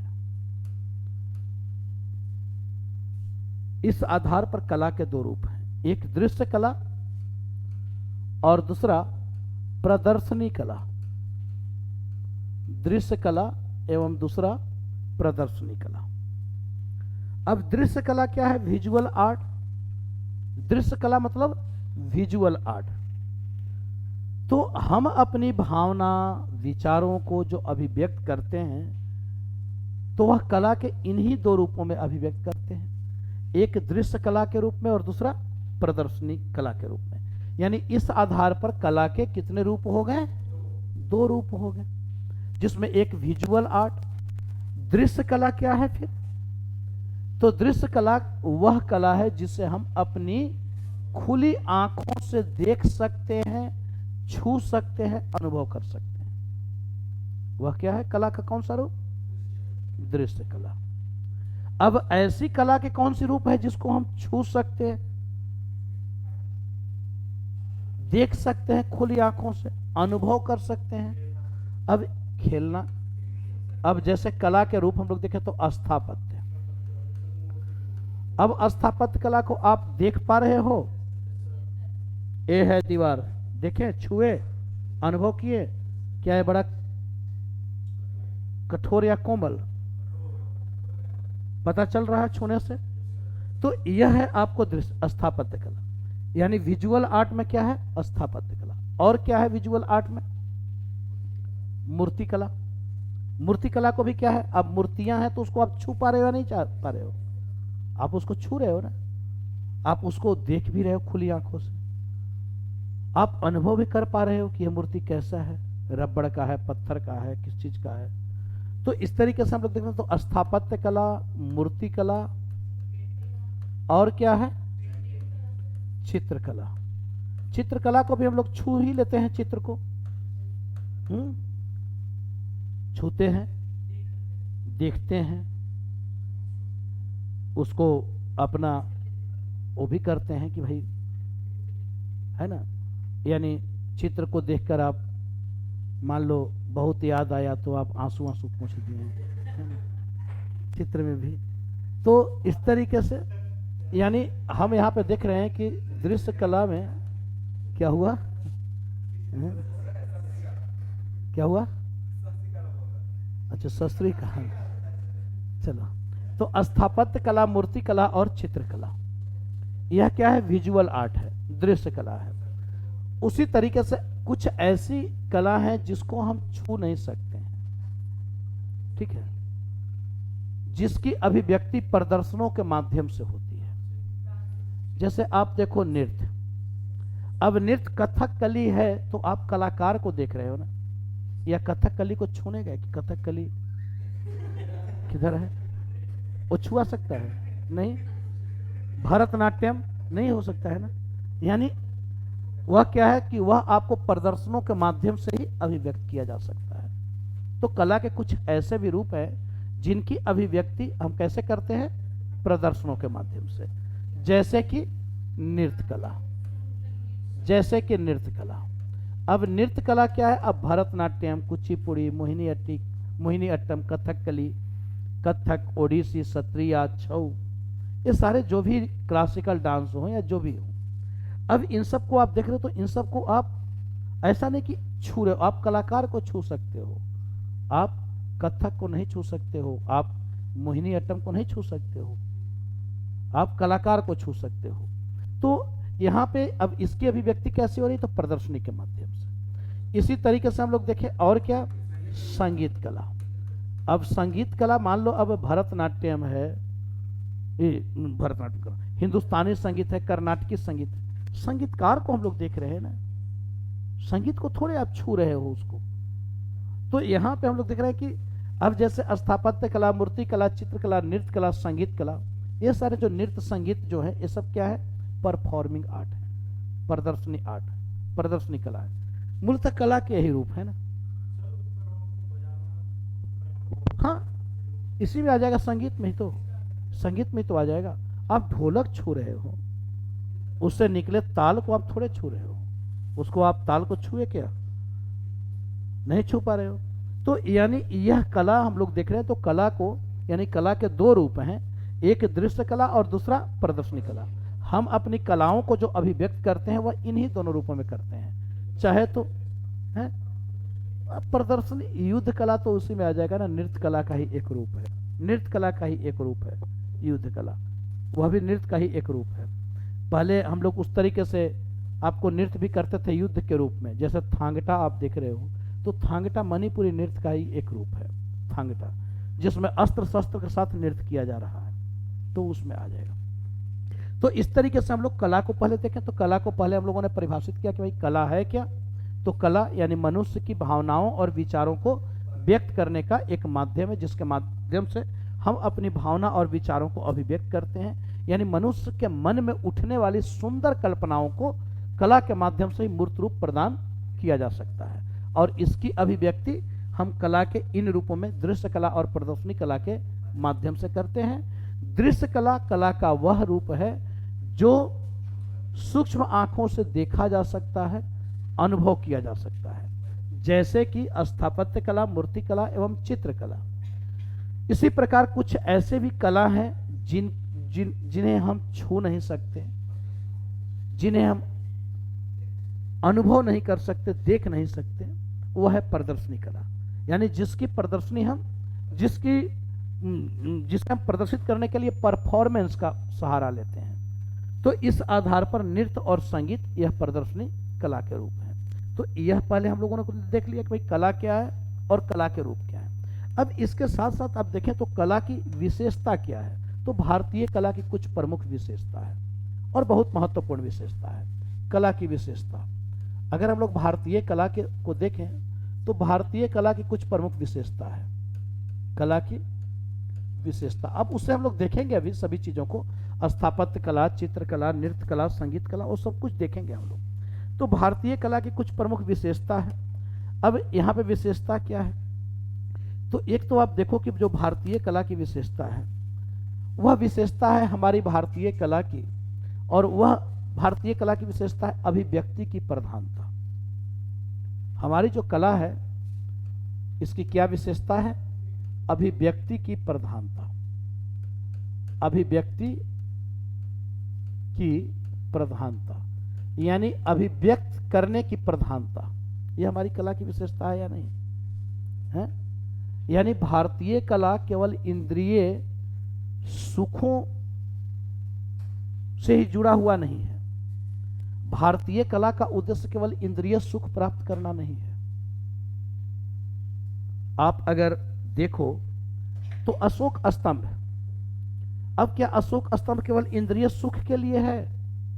क्या वह केवल हमें इंद्रिय सुख दे रहा है कि हमारी आंखों को बहुत अच्छा लगा देखने से इस स्तंभ को, कि यहां पे 4 सिंह भी हैं, एक चक्र भी बना हुआ है, बहुत अच्छा लग रहा है? क्या वह केवल आपको इंद्रिय सुखों का माध्यम है, साधन है? ऐसा तुम नहीं कर सकते हैं, बल्कि उसका विशेष अर्थ है कि अगर वह अशोक स्तंभ है तो उस अशोक स्तंभ को आप देखें तो वह अशोक के मौर्य साम्राज्य के विषय में जानकारी दे रहा है। और यह कहा जाता है कि जहां पे साहित्य मौन है वहां पे पुरातत्व बोलता है। यह भारतीय संस्कृति की विशेषता है कि जहां पे हमें जानकारी साहित्यिक साक्ष्यों से नहीं मिलता है, जहां पे साहित्य चुप्पी साध ले रहा है, यानी जहां पे लिपि भी नहीं है। आप देख सकते हो पाषाण काल, ऐसा नहीं है कि मनुष्य ने किताबों से सीखा है जीवन जीना, किताबों को मनुष्य ने रचा है, किताबों ने मनुष्य का निर्माण नहीं किया है। तो अगर हम लोग देखें तो भाई हम लोग, ऐसा नहीं है कि किसी चीज से मनुष्य अपने मेहनत से सब कुछ प्राप्त किया है, संघर्षों से सीखा है। और असली शिक्षा वही होती है जो आप संघर्षों से सीखते हो। इसलिए तो आप आज संघर्ष कर रहे हो, क्योंकि कल आप टूटोगे नहीं। यही कहा जाता है कि जब आप सिविल सर्विसेज का आप प्रिपरेशन करते हो तो यह प्रिपरेशन अपने आप में बहुत कुछ दे जाता है, आपके अंदर लड़ने की क्षमता विकसित करता है। आप फिर छोटे छोटे असफलताओं से घबराते नहीं हो, आप टूटते नहीं हो। आपको लगता है सब क्या है, इससे बड़े बड़े तूफान देख लिए,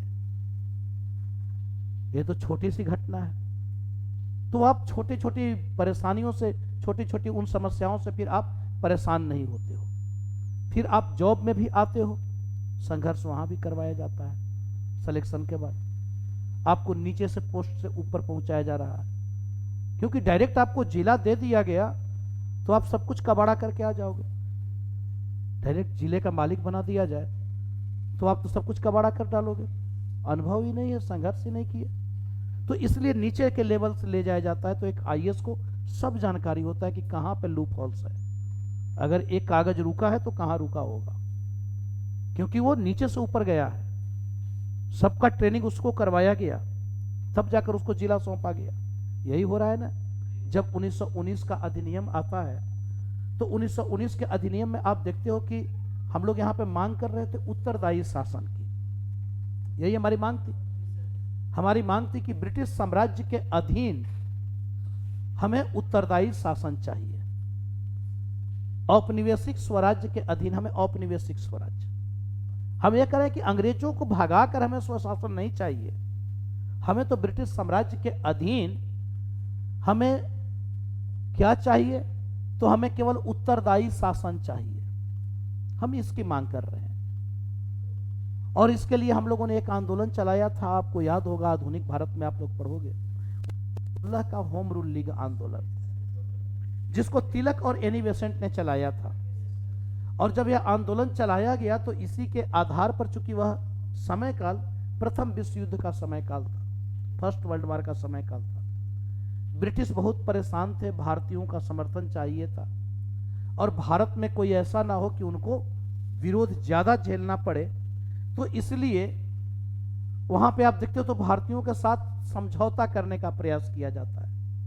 उसके लिए मॉन्टेग्यू घोषणा आता है 1917 में, और मॉन्टेग्यू घोषणा आता है तो वह मॉन्टेग्यू घोषणा जो है आगे आकर वही मॉन्टफोर्ट सुधार के रूप में जाना जाता है, और उसी मॉन्टफोर्ट सुधार के आधार पर 1919 का अधिनियम आता है, और उसी 1919 के अधिनियम के आधार पर प्रांतों में उत्तरदायी सरकार दी जा रही है। लेकिन प्रांतों में उत्तरदायी सरकार देकर भी उन लोगों ने हमें शासन में पूर्ण भागीदारी नहीं बनाया, बोला कि नहीं, अभी भारतीयों को शासन प्रशासन का अनुभव नहीं है, इसलिए विषयों को बांट दिया गया आरक्षित और हस्तांतरित विषय में, जिसमें आरक्षित विषय वह गवर्नर के अधीन रहा, और जो हस्तांतरित विषय थे बेकार बेकार विभाग थे, कृषि, स्वास्थ्य, शिक्षा, ये सारे विभाग भारतीयों को दे दिया गया। कहा गया कि ऐसा करो कि तुम लोग काम करो पहले, क्योंकि अभी तो आपको शासन प्रशासन का अनुभव है नहीं। अब पता चला कि आप नई गाड़ी लेते हो तो आप ऐसे अनाड़ी दोस्त को दे दोगे जिसका ड्राइविंग जो भी नहीं है, जो सीखा भी नहीं है, आप उसको दोगे चलाने के लिए कि ले जाओ मेरी नई गाड़ी है, तुम इसी से सीख लो जरा, है तो कबाड़ा कर देगा या नहीं करेगा। तो इसलिए ब्रिटिश करें कि देखो अभी ये सब आधुनिक व्यवस्था है, और ये सब आधुनिक व्यवस्था, तो अभी आपको ये सब नहीं, इन सब की जानकारी आप लोगों को है नहीं, इसलिए आप लोग पहले हमारे अंडर में काम करो, बगल वाले सीट पर बैठकर छोटे छोटे विभाग देखो, फिर 10 वर्ष के बाद हम लोग फिर जांच करेंगे। उसके लिए एक पार्लियामेंट्री कमेटी गठित की जाएगी, वह कमेटी आएगी, जांच करेगी कि क्या भारतीयों को और अधिकार देना चाहिए, संवैधानिक छूटें देनी चाहिए। वही 1919 के अधिनियम के आधार पर 1927 में साइमन आयोग आ रहा है। तो यही सारे, अब यहाँ पे आप देखो तो कला के विषय में हम लोग देख रहे हैं कि भारतीय कला की एक विशेषता क्या है, अभिव्यक्ति की प्रधानता। हमारी कला क्या है, हमारे भावनाओं और विचारों को अभिव्यक्त करने का तो माध्यम है। हम अपनी भावनाओं और विचारों को कला के रूप में, कि कला के किसी न किसी रूप में अभिव्यक्त तो करते हैं, लेकिन हमारा कला का उद्देश्य इंद्रिय सुखों का साधन नहीं है। हमारी कला केवल इंद्रिय सुखों का साधन नहीं है, केवल वह नयन सुख नहीं है कि आंखों को बड़ा अच्छा लग रहा है, इसलिए अगर खजुराहों के मंदिर में हम नग्नता देखते हैं बाह्य प्रांगण में, तो वह नग्नता इंद्रिय सुखों के लिए नहीं है, या ये नहीं कि आप कह दो कि उस समय का समाज बड़ा गंदा सोच वाला था, लोगों की सोच ऐसी ही थी, तो न ही वह इंद्रिय सुखों के लिए उसे रूप दिया गया है, बल्कि उसके पीछे भी कुछ ना कुछ रीजन है, कारण है। तो उन चीजों को हमें जानना होगा, उस समय काल में हमें जाना होगा कि उस समय काल में ऐसी क्या समस्या है जिसके कारण आपको नग्न चित्रों का चित्रांकन किया जा रहा है। वह इंद्रिय सुखों के लिए तो नहीं किया जा रहा कि उसको देखने से आंख को बड़ा अच्छा लग रहा है। तो यह कला का, भारतीय कला की कभी यह विशेषता नहीं रही है, भारतीय कला की कभी यह विशेषता नहीं रही है। तो एक तो आपको यह बतलाना है कि भारतीय कला की विशेषता क्या है, अभिव्यक्ति की प्रधानता। लिख लेंगे, इसको लिख लेंगे कि भारतीय कला की विशेषता अभिव्यक्ति, यानी हम अपनी कलाओं को किसी न किसी माध्यम से अभिव्यक्त करते हैं, लेकिन हमारी अभिव्यक्ति केवल इंद्रिय सुखों के लिए नहीं होती है। हमारी अभिव्यक्ति इंद्रिय सुखों के लिए नहीं है, बल्कि इससे ऊपर उठकर सोचने की जरूरत है। पहली चीज है। दूसरी क्या, कौन सा किसी ने अच्छा, हाँ, हम अपनी भावना और विचारों को कला के किसी न किसी रूप में अभिव्यक्त करते, मतलब उन चीजों को लिख नहीं लोगे, इसको लिखवाना पड़ेगा क्या, ठीक है। नोट्स में दे दूंगा तब काम चल जाएगा। चलो ठीक है। क्यों नग्न चित्र को यहाँ पे ला रहे हो आप? इंद्रिय सुखों का साधन नहीं है, ठीक है। हाँ हाँ वो दे दूंगा, ठीक है। इंद्रिय सुखों का साधन नहीं है। नोट्स में आप लोग को प्रिंटिंग नोट्स में, हाँ मेरे ही अपने हैं। हाँ हाँ ठीक है मैं कर दूंगा, ठीक है। तो एक तो अभिव्यक्ति की, चलो अभिव्यक्ति की क्या, अरे तो अब उसको कैसे अब उसको किया जाए, अब मैं थोड़े बैठ कर लिखूं। हैं?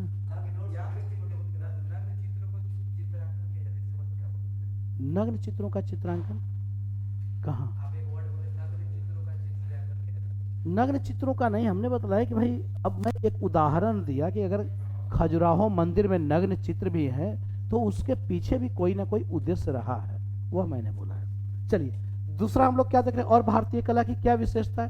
अरे आपको ओवरऑल लिखना तो 10-10 वर्ड से नहीं लिख लोगे। अभिव्यक्ति की प्रधानता, भारतीय कला की एक विशेषता अभिव्यक्ति की प्रधानता भी है। कैसे? तो हम अपनी भावनाओं और विचारों को कला के किसी न किसी रूप में अभिव्यक्त करते हैं। परंतु हमारी कला की एक विशेषता यह भी है कि हमारी कला वह केवल इंद्रिय सुखों का साधन नहीं है, ठीक है। हाँ, वह हमारी कला केवल इंद्रिय सुखों का साधन नहीं है। केवल इंद्रिय सुखों के लिए हम अपनी भावना और विचारों को अभिव्यक्त नहीं करते हैं, बल्कि उसका उद्देश्य मनुष्य की मनोवृत्तियों को, चित्तवृत्तियों को ऊपर उठाना है। उसका उद्देश्य मनुष्य की, लिख लो, लिखना है तो इतना, फिर वही बात हो जाता है मैं 4 बार बोलूं, समझाऊं और फिर लिखवाऊं, तो फिर ठीक है। अब फिर लिखवाऊंगा तो समझाऊंगा नहीं, दोनों चीजें नहीं चल सकती। चलिए देखो, मैं कितना भी लिखवा दूं, लिखना आप ही को पड़ेगा एग्जामिनेशन हॉल में। समझने पर ध्यान दो ज्यादा, जहां लिखवाने की जरूरत है मैं लिखवा दूंगा। मुझे पता है कि क्वेश्चन अगर पूछेगा तो आपको यहाँ पे 200 शब्द लिखना है डायरेक्ट, केवल इससे रिलेटेड नहीं होगा।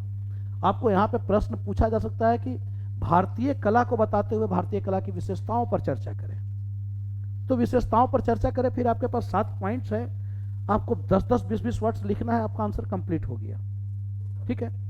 अब दूसरा हम देखें तो भारतीय कला की और क्या विशेषता है, तो भारतीय कला की विशेषता इसकी निरंतरता भी है। निरंतरता, निरंतरता यह भी भारतीय कला की विशेषता है। यानी आप बतलाओगे कि भारतीय कला वह सिंधु घाटी सभ्यता काल से, पाषाण काल से, सिंधु घाटी सभ्यता भी नहीं, भारतीय कला की एक विशेषता इसकी निरंतरता भी है। और यह प्राचीन काल से लेकर आधुनिक काल तक आज भी किसी न किसी रूप में निरंतर है। जैसे कि पाषाणकालीन गुफा चित्रों को देखा जा सकता है, आज भी वह आगे चलकर हमें अजंता और एलोरा की गुफाओं के चित्र में के रूप में हम उसे देखें, और आज भी भित्ति चित्र के रूप में वह चित्रकला जीवित है। यह भारतीय कला की निरंतरता है कि भारतीय कला की एक विशेषता यह भी है कि हमारी कला निरंतर है, निरंतर बनी हुई है। इसलिए निरंतर बनी हुई है क्योंकि भारतीय संस्कृति कभी समाप्त नहीं हुई। भारतीय संस्कृति निरंतर बनी रही, इसलिए निरंतर बनी रही क्योंकि हमारी संस्कृति लचीली रही है। और लचीली रही तो उसका वजह, उसका कारण यह रहा कि जब भी कोई भी बाह्य आक्रमणकारी आए तो हमारी संस्कृति उनके साथ गले लगा ली। संघर्ष भी हुआ, हम लड़े भी, लेकिन हम इस तरीके से नहीं लड़े कि एक दूसरे को समाप्त कर दें, बल्कि हम लड़कर उसके बाद गले लगाए और गले लगाकर एक मिश्रित संस्कृति को विकसित किए। इसलिए कि हमारी संस्कृति कट्टर नहीं रही, हमारी संस्कृति लिबरल रही, हमारी संस्कृति लचीली रही। तो भारतीय कला की एक विशेषता इसकी निरंतरता भी है, जो हम भारतीय कला के रूप में देख सकते हैं। इसके साथ साथ और क्या है, तो भारतीय कला की एक और विशेषता आप बतलाओगे क्या? प्रतीकात्मकता। प्रतीकात्मकता, क्या यह भी भारतीय कला की विशेषता है? अब प्रतीकात्मकता क्या है कहोगे कि प्रतीकात्मकता क्या है भाई? तो हम अपनी कलाओं की अभिव्यक्ति प्रतीकों के माध्यम से भी करते हैं। हम अपनी कलाओं की अभिव्यक्ति प्रतीकों के माध्यम से भी करते हैं, सिंबॉलिक रूप में भी करते हैं। आज भी आप लोग करते हो। आप मोबाइल में जो भेजते हो हंसता हुआ चेहरा, अगर किसी के दुख, कोई मान लो कि कोई न्यूज वैसा मिलता है कि आप उसमें बड़ा दुखी, वो व्यक्ति दुखी है, तो आप वो आंसू, डोरेमोन वाला वो, नोबिता वाला वो बहता हुआ आंसू आप भेज देते हो, आता है ना। तो आप प्रतीकों के माध्यम से कला को अभिव्यक्त कर रहे हो या नहीं? आप अशोक स्तंभ को देख लो, क्या वहां पे प्रतीकों की प्रधानता नहीं है क्या? बल्कि पूरे अशोक के, उसके व्यक्तित्व के विषय में हमें जानकारी उसके स्तंभ से मिल रहा है कि स्तंभ के ऊपर 4 सिंह, यह क्या दर्शा रहे हैं? सिंह शक्ति के द्योतक हैं, और वह चारों सिंह कैसे मुद्रा में हैं? अहिंसक मुद्रा में है। यानी इसे पता चल रहा है कि अशोक शक्तिशाली तो है, लेकिन वह अपने शक्ति का प्रयोग वह किसी दूसरे के क्षेत्र को अपनाने के लिए नहीं कर रहा है। अगर अशोक चाहता तो बहुत बड़े साम्राज्य का निर्माण कर लेता, कोई उसका टक्कर नहीं दे सकता था।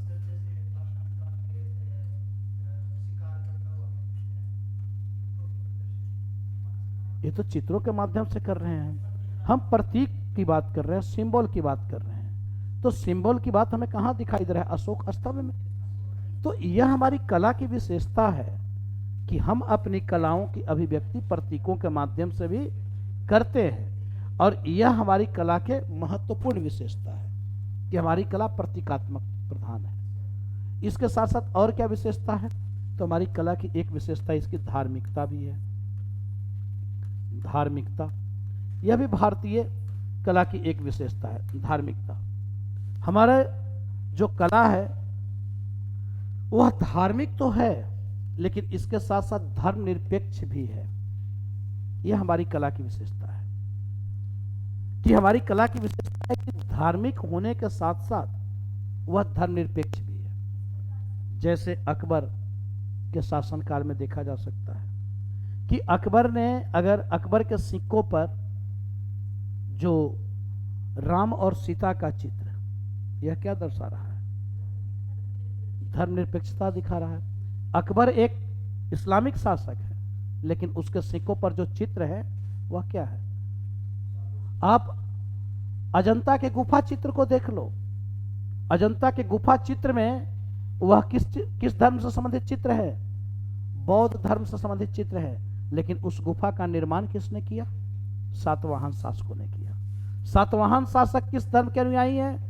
ब्राह्मण धर्म के अनुयायी हैं, ब्राह्मण है, लेकिन उन्होंने कौन सी कला को प्रश्रय दिया? बौद्ध कला को प्रश्रय दिया। क्या यहां पे यह नहीं दिखाई दे रहा है कि हमारी कला में धार्मिकता के साथ साथ धर्मनिरपेक्षता के तत्व हैं? हमारी कला की यह विशेषता है कि हमारी कला धार्मिक है, लेकिन इसके साथ साथ धर्मनिरपेक्ष भी है। अगर अकबर ने इबादत खाने का निर्माण किया तो उस इबादत खाने में केवल इस्लाम धर्म पर ही चर्चा नहीं हुआ, बल्कि उस इबादत खाने में अन्य धर्म संप्रदाय के लोगों को भी बुलाया गया।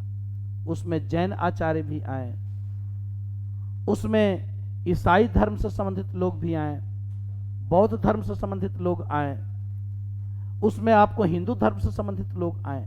तो हमारी कला की एक विशेषता यह भी है, हमारी यह भी कला की विशेषता है। इसके साथ साथ हमारी कला की और विशेषता क्या है? तो हमारी कला की विशेषता है समन्वयवादी।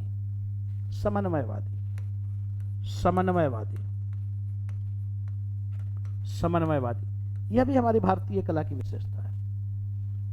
यह विश्व की अन्य कलाओं में दिखाई नहीं देता है। भारतीय कला में इन चीजों को हम देखते हैं कि हमारी जो कला है वह समन्वयवादी प्रवृत्ति को ग्रहण किए हुए। यानी समन्वयवादी क्या है? तो हम सबके साथ समन्वय करते गए। भारत पर एक नहीं अनेक आक्रमण हुए। प्राचीन काल से लेकर आधुनिक काल तक भारत निरंतर आक्रमणों का शिकार रहा, लेकिन उसके बावजूद भी भारतीय संस्कृति बची रही। सिर्फ इसलिए, उसके बावजूद भी भारतीय कला बची रही सिर्फ इसलिए कि यह समन्वयवादी रूप को अपनाए हुए था। अगर कुषाण आए विदेशी के रूप में, तो वहां भी समन्वय दिखाई दे रहा है कि उन्होंने गांधार कला को लाया, लेकिन उस गांधार कला के अंतर्गत बुद्ध की ही मूर्ति का निर्माण किया गया। एक विदेशी है, लेकिन उसने किस कला को प्रश्रय दिया? भारतीय कला। समन्वय है या नहीं? हमारे बुद्ध यूनानी देवता के समान बनाए जा रहे हैं, समन्वय वहां भी है गांधार कला में। आप देख रहे हो हेलियोडोरस का गणुर स्तंभ, स्थापत्य कला में समन्वय दिखाई दे रहा है। हेलियोडोरस कौन है? एंटियालकिडास का राजदूत है, यूनानी शासक एंटियालकिडास का राजदूत है। वह आता है भागभद्र के दरबार में, शुंग शासक के दरबार में, और आकर उसने वैष्णव धर्म के सम्मान में स्तंभ स्थापित करवाता है। यह भारतीय कला के समन्वयवादी स्वरूप है या नहीं है? यह तभी हुआ ना जब हमारी कला किस रूप में? समन्वयवादी, यानी हम सबसे मिलते घुलते गए। भारत पर जितने भी आक्रमणकारी आए, भारत एकमात्र ऐसा देश है जिसपे जितने भी आक्रमणकारी आए वे हमारी कला और संस्कृति को समाप्त नहीं कर पाए, बल्कि हमारी कला और संस्कृति और मजबूत हो गई और समन्वयवादी स्वरूप को ग्रहण कर ली। स्थापत्य कला में हम इंडो इस्लामिक स्थापत्य के रूप में देख सकते हैं कि हमारे यहाँ इस्लामिक शासक भी आए, इस्लामिक राज्य भी स्थापित हुआ, लेकिन समन्वय वहां भी है। वह समन्वय भाषा के क्षेत्र में, वह समन्वय कला के रूप में, वह समन्वय साहित्य के रूप में, वह समन्वय वेशभूषा के रूप में, वह समन्वय खान पान के रूप में, सभी जगह वह समन्वय दिखाई दे रहा है। यह हमारी भारतीय कला की विशेषता है कि हमारे बुद्ध वह यूनानी वस्त्र को ग्रहण किए हैं। यह समन्वय है कि भारत के बुद्ध यूनानी वस्त्र में दिखाई जा रहे हैं, वह समन्वय है। तो भारतीय कला की एक विशेषता इसकी है या नहीं? समन्वयवादी। और क्या विशेषता है भारतीय कला की? तो भारतीय कला की एक और विशेषता है अलंकरण की प्रधानता। अलंकरण की प्रधानता, अलंकरण समझ रहे हो? डेकोरेशन, डेकोरेशन, अलंकृत करना, अलंकरण, डेकोरेशन, यह भारतीय कला की एक विशेषता है। आप देखो तो यह भारतीय कला में आपको दिखाई देगा कि भारतीय कला कभी भी वह वैसा नहीं रहा कि जिसको देखने से आपको, बहुत सारी चीजें ऐसी होती हैं, कला आपको आत्मिक सुख प्रदान करता है ना, लेकिन वही कला दुखी करने लगे तो फिर तो वो कला नहीं है। तो यहां आप देखो तो चूंकि आत्मिक सुख तो हमारी कला की एक विशेषता इसका अलंकरण प्रधान होना भी है। हमारी कला में साज सज्जा पर विशेष ध्यान दिया जाता है, साज सज्जा पर विशेष ध्यान दिया जा रहा है। अब साज सज्जा आप देख रहे हो, आज तक महिलाएं उसको जो पकड़ी हैं आज तक छोड़ी नहीं है, है ना? पूरे विदेश की महिलाएं उस तरीके से अलंकृत नहीं होती हैं, लेकिन भारतीय महिलाओं को देखो आज। यही कारण है कि आज हमारे यहाँ आपको फेयर एंड हैंडसम और क्या कहते हैं वो फेयर लवली का प्रचार चलता है। वह अलंकरण प्रधान होने के कारण है, क्योंकि सभी लोग खूबसूरत होना चाहते हैं। ठीक है, जाकर वो कर ले ऐड आपको, जाकर अफ्रीका में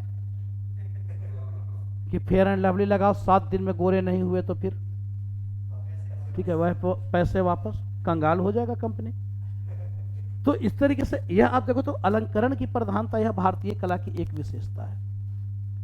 एक विशेषता है कि हमारी कला अलंकृत है और अलंकरण को विशेष बल दिया जा रहा है। और शुरुआती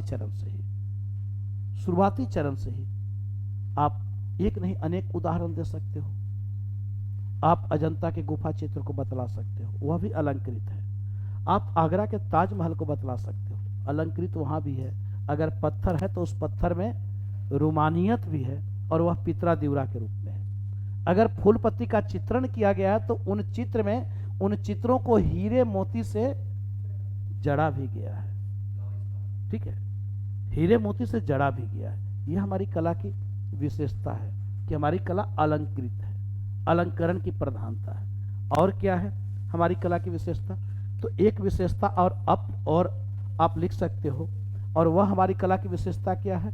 तो राष्ट्रीय एकता। हमारी कला क्या कर रही है? हमारी कला राष्ट्रीय एकता स्थापित करने का भी एक माध्यम है। हमारी कला हमें जोड़ने का काम नहीं करता है। भारतीय कला ने कभी जोड़ा नहीं है, हमेशा तोड़ा नहीं है, हमेशा जोड़ने का काम किया है। आप देखो तो हमारी यह राष्ट्रीय एकता की पहचान है। आज यही कारण है कि आज आगरा का ताजमहल वह किसी धर्म और किसी क्षेत्र का पहचान नहीं, वह भारतीय पहचान है। आज अजंता की गुफा किसी शासक का मोहताज नहीं है, वह हमारी एकता का पहचान है।